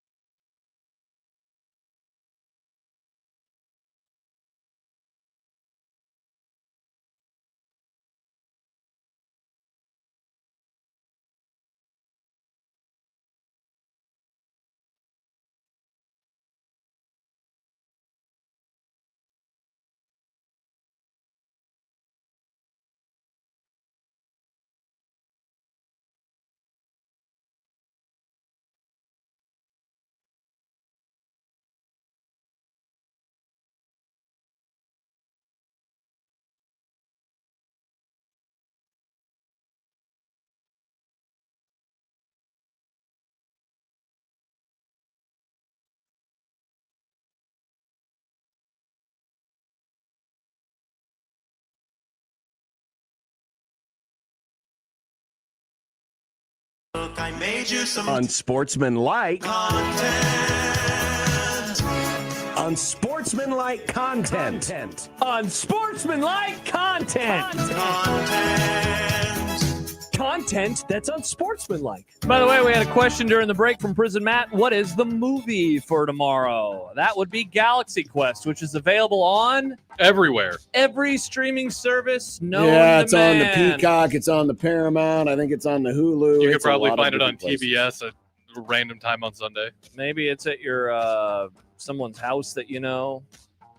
For sure on a recorded VHS. I for don't know if it's DirecTV. available at Funplex, but if it were, that would be another thing that you could take advantage of when you score 6 tickets to Nights at the Bay, which is what you can do by going to 1620thezone.com, because they turn Funplex into a high-energy dance party with live music, nonstop hits, and you can win 6 tickets, a private cabana, and $100 to party in style. Just go to 1620thezone.com for the VIP Friends Night Out giveaway from 1620 The Zone and Funplex. By the way, it is not on any of those streaming services anymore. This is a pick from last week that has now left all of these places. A me happened. You got mead. I didn't get mead. John did. John Now, got mead. And there was no. When are did you sure? When did you? Yes, I'm sure. John. No, I'm but looking at him right now. Okay, settle down. They usually put the little thing on there that says leaving soon. They did not. There was do no leaving soon on any of them. Uh-huh. Rip. It is not on any of those places anymore. So Nick and I will be. Oh, now it's just very loud. I can't do anything about. There it is. We'll be renting it. Nick, I believe is. Oh wait, Nick? Do you have a library card? My wife does. Okay, well you can watch it on. We're getting double right now, Chris. You can watch it on Canopy. Nice. I'm unfamiliar with Canopy. I will tell you about it later. Cool. So it literally just left at the end of May because you watched it last week, didn't you? Uh-huh. Yeah. Incredible. Yeah, usually Bummer. they usually gives a little thing says, "Hey, it's leaving soon." Yeah. Never said a thing. Wow. So last week it was on 100 services, and now it's on no services. On none services. It's crazy. Mm-hmm. Texas beat Texas Tech 7-3 last night, and now sits 1 win away from a national title. Will they finish the softball season tonight in OKC, or is this thing gonna last one more day? Sure, hook 'em. I say that Texas will win because Texas Tech is the devil right now I for guess everybody so. in college sports, and I think it just Wow, comes to look a at close. that. Things Texas are has not become turning the up good 10. guy. Yeah, how about that? When's the last time Texas was ever the good guy? I don't think ever, John.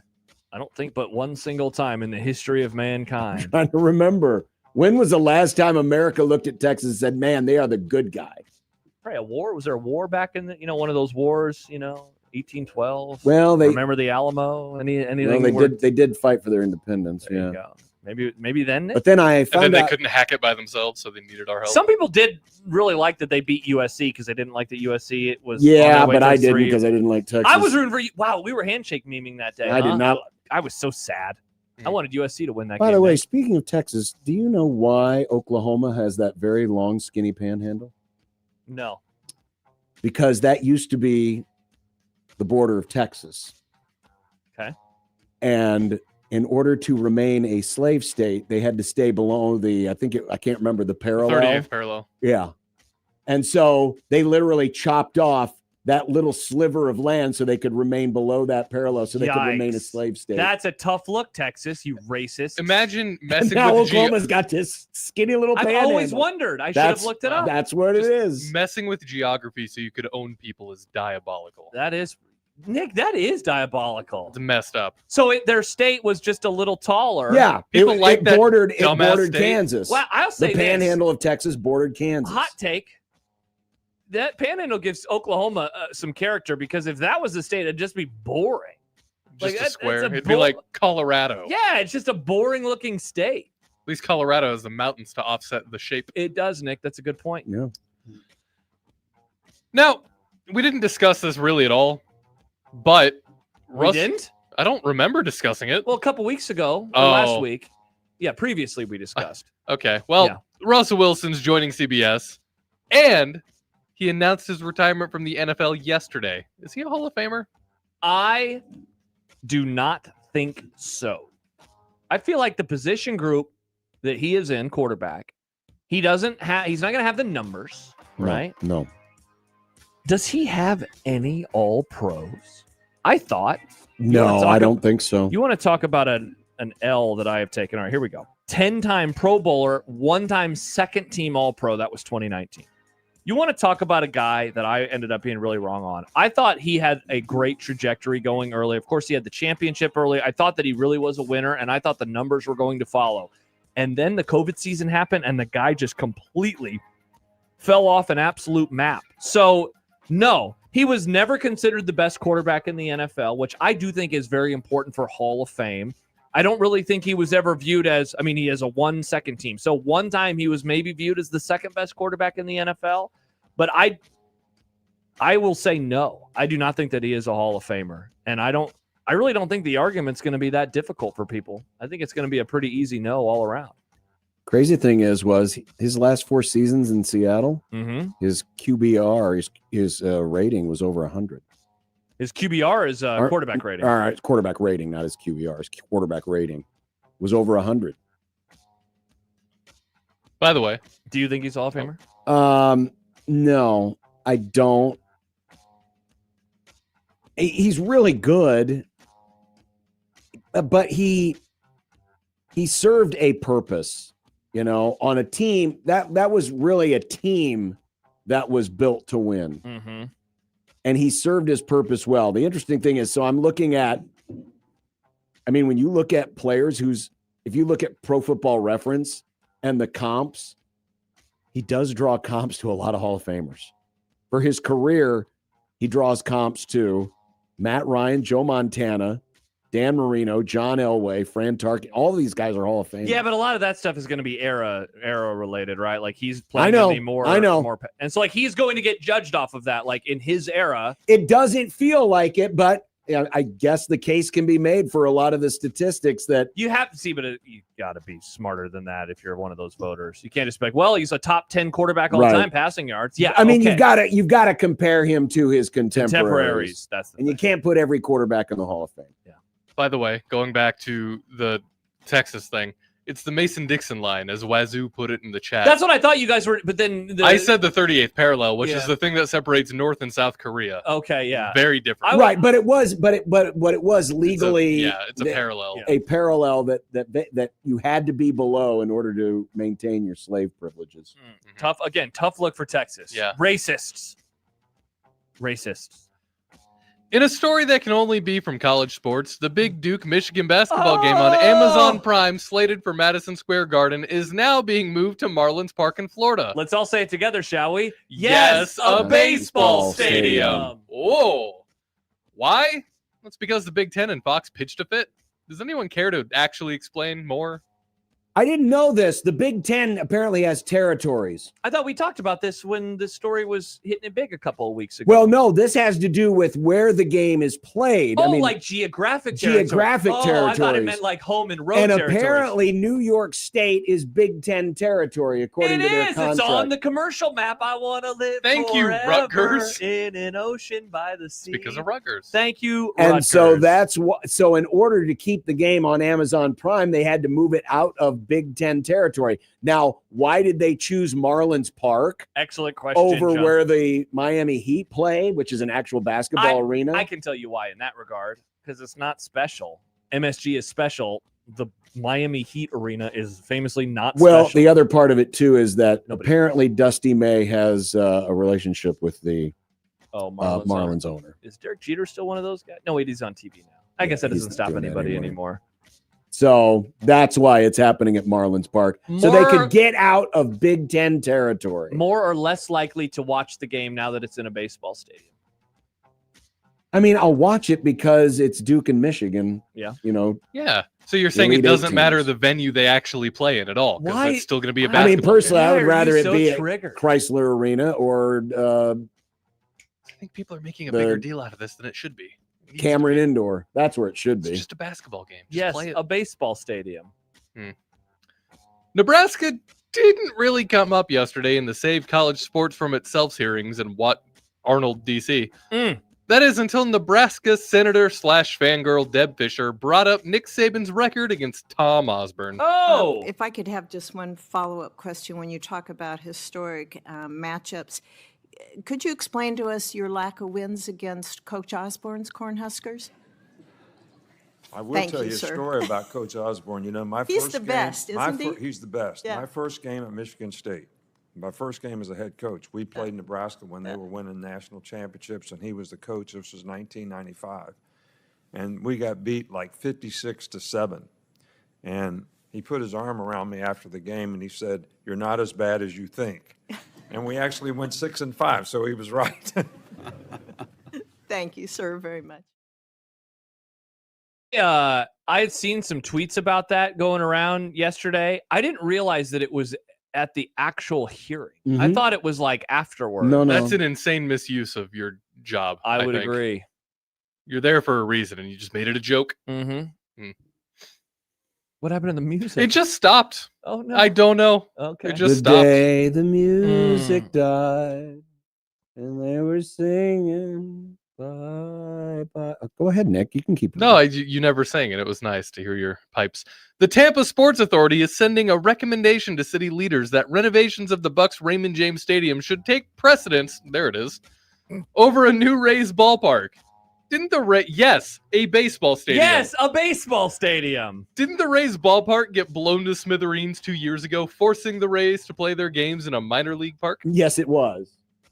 It's incredible. So, but the football They stadium actually takes precedence? need a new ballpark, and the team's been threatening to move, but yet the Tampa Sports Authority is saying, well, actually, we need to renovate this newer football stadium first. They love football and not baseball down in Tampa Bay, apparently. I mean, if in this- Tampa, the city is not Tampa Bay. If Nick. this True. was St. Pete. ever a reason for the Rays to move Move to up here to Omaha. Omaha, like we suggested The 3 Oma years Rays. ago, Good call by you. this is it. We'll welcome you here because unlike those CTE-addled folks down in Florida, we don't care about football here. We want baseball. No, I wouldn't go that far, John. That is pretty wild, though. I mean, the place is literally like falling apart and decrepit. The football stadium was built before, all sorts of modern amenities came into existence. And so I imagine they want that. They probably want a dome, right? Or a tarp, maybe, because Oh, it's so hot on good God. on those Sunday afternoons down there in Tampa, St. Pete. Kevin Magnuson is racing with NASCAR when they tackle a street course on an Air Force base in San Diego. Should John be excited for this? Well, that's Sure. a question for you, Nick. Yes, John, you should be. You see, K-Mag, that's what we call him, K-Mag. He What raced an in, original nickname. he raced in Formula One for a very long time. Now, Yes. he didn't have a lot of F1 success, but he was very consistent, right? Then he moved to Indy, and he's been doing pretty good in Indy. I think he's had some stints in WEC. I think he races in WEC sometimes. WEC. Buffalo Wild Wings and WEC. That's what I was thinking. Nice. World Endurance Championship. It's the where the Le Mans happens, like that series. His dad raced in road course in 2009. I don't remember which one, but he went from basically last to 12th. So you're saying I should be excited for this? I mean, yeah, he's What is a this? road course guy. It's NASCAR? Yes, What's he's happening? He's a Formula One guy. Oh, he's gonna try his okay. hard- That Well, wasn't explained. he's an Indy guy now. He races in Indy. Also, He's why a would former then Formula why One is guy. Nick giving takes? He's an indie guy. We need to get a different guy on that. Well, but he's more famous for what he did in Formula One. Okay. Yeah. Tickets for the Odyssey went on sale today. How fast did you two log online to purchase them? Oh man, John, you were probably there. You're not going to see the Odyssey? No, I don't even know. What are you talking Are you one of those people who are like, that's not historically accurate? This fantasy poem isn't Wait, historically accurate. is that why you're out on the Odyssey? I never said anything. I didn't. What are you talking? What is this? You've never heard of the Odyssey? The Well, yeah, movie, I The am. Odyssey? I am familiar with the, The poem? story, So what the was- poem, the Odyssey. So they're turning it into a movie. I Oh, feel like it was cool. quite explanatory there when Nick said. Well, no, I had Ticket. no idea this movie was coming out. You're making it sound like I was waiting in line. I wasn't. Oh, I have no I idea. was. Nick, yes, thank you for asking. I want it very badly to go. He just did the Formula One crap for you. Let me talk. So I went on to I've been checking the websites all day because I knew that they were going to go on sale. Went on the AMC website because I'm seeing it at the big movie screen Mhm. over in Council Bluffs. We love Iowa, folks. And they were available. The website then broke and it wasn't Oof. working. Hopped on Fandango. I'm trying to buy them. I'm trying to buy 4 tickets. Trying to buy them. It's like error. Finally got through. Boom. We'll be there opening night.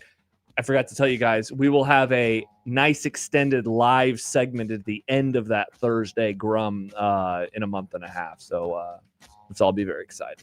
I cannot wait. Cool. I am so excited. I'm actually excited for you. Yeah, thank you, Nick. That's Are you cool. seeing it in theaters? I would like to. I haven't bought any tickets. I'm glad I haven't tried. Yeah. I'll see it eventually. The AMC website at one point today, if you logged on, it said your wait time is an hour.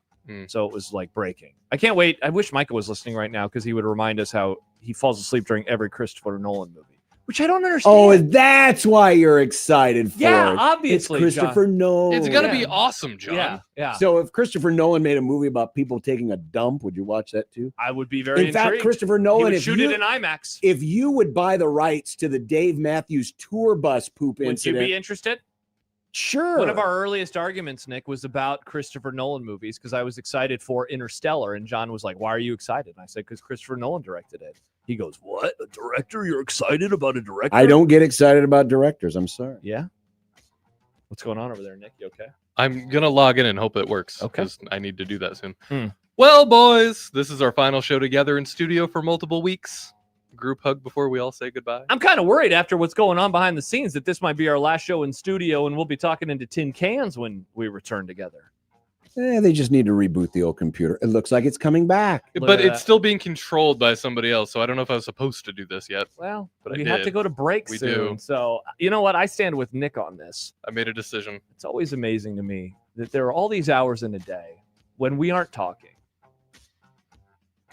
Well, I don't know if you heard, but a board blew up today. I did, but that's not on our station. Did you Yeah, hear about that, Nick? Yeah. Apparently, Wow. sometimes things have to be done.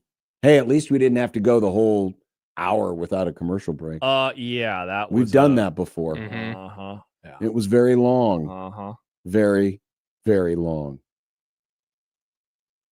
But imagine if we would have had 20-0 to play with during that segment. Oh man, our listeners would have loved it. They would have been huge. Should Topic fans. Alert Day just be us playing the different iterations No, of that game? that sounds terrible. Let's all do one. That sounds terrible, Nick. Watching me fumble through NBA. That will be in just a few weeks. A few weeks from now, it'll be Topic Alert Day. I'm going to try to atone for my bad team on air during the break. Okay. But, oh, look at that. I can pick Lamar. Should I pick Lamar? All right, let's go to break, Nick. Pick Lamar. Okay. We'll be back with What's for Dinner and wrap up the show next on 1620 The Zone. Remember, no matter how you listen, it's still AM radio. 1620 The Zone.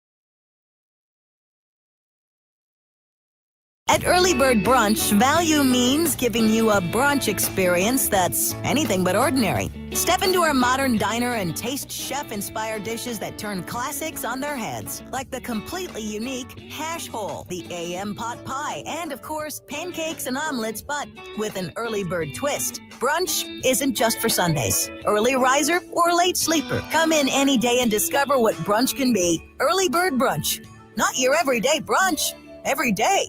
earlybirdbrunch.com.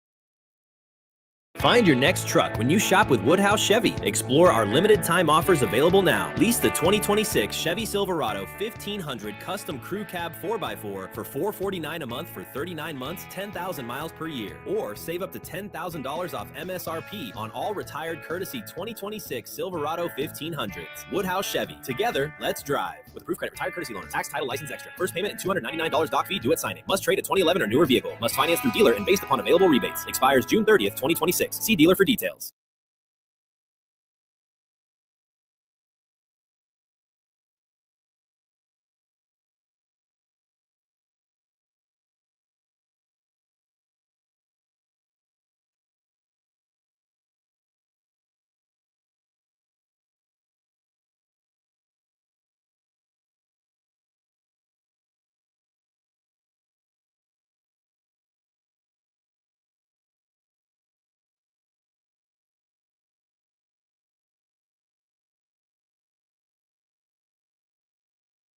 From the Plum Ride Time Saving Traffic Center. Accident reported at 144th and Industrial Road. Heavy traffic jam on I-80 eastbound from 84th to West Center. More heavy traffic on I-80 westbound from 60th to 42nd. Dodge from 72nd to 90th and 108th to 129th is slowing down. If you want a slightly faster commute, avoid 72nd and L, which is congested as usual. I'm John Stanton.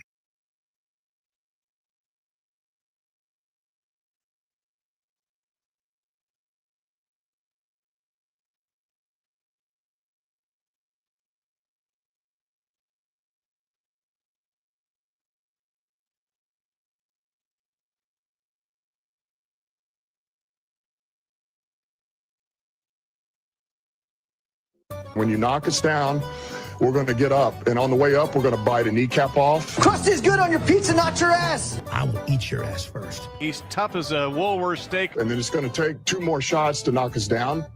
All right. And on the way up, we're going to take your other kneecap. I'm ready to hang them up, gut them and skin them and chop them up. You know what? I'm ready. My daughters aren't starving to death.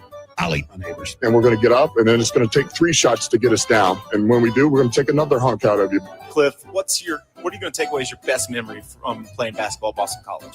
Probably just like going out to eat.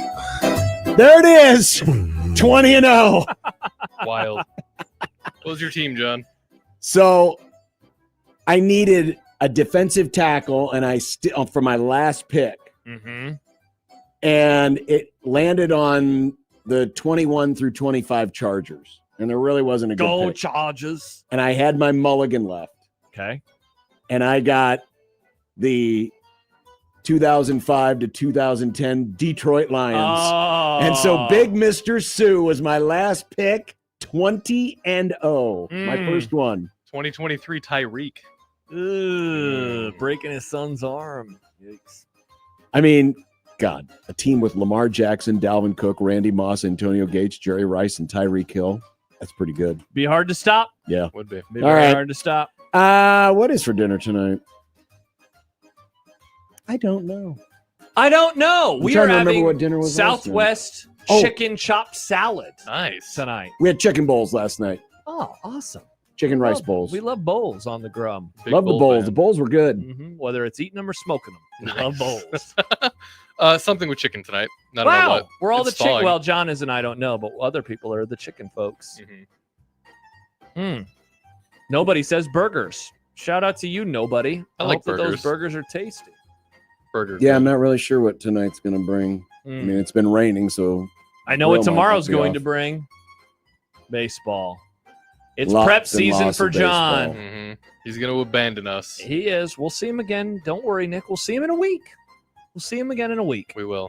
We'll be there with him, talking to him, and saying baseball. I got a text. Much prep. I got a text from the analyst of this year's Men's College World Series, who will do play-by-play for innings 4 through 6 on Friday and Saturday, Connor Happer, and it was a link to a story about North Carolina. Oh. And he said hashtag potential Josh report.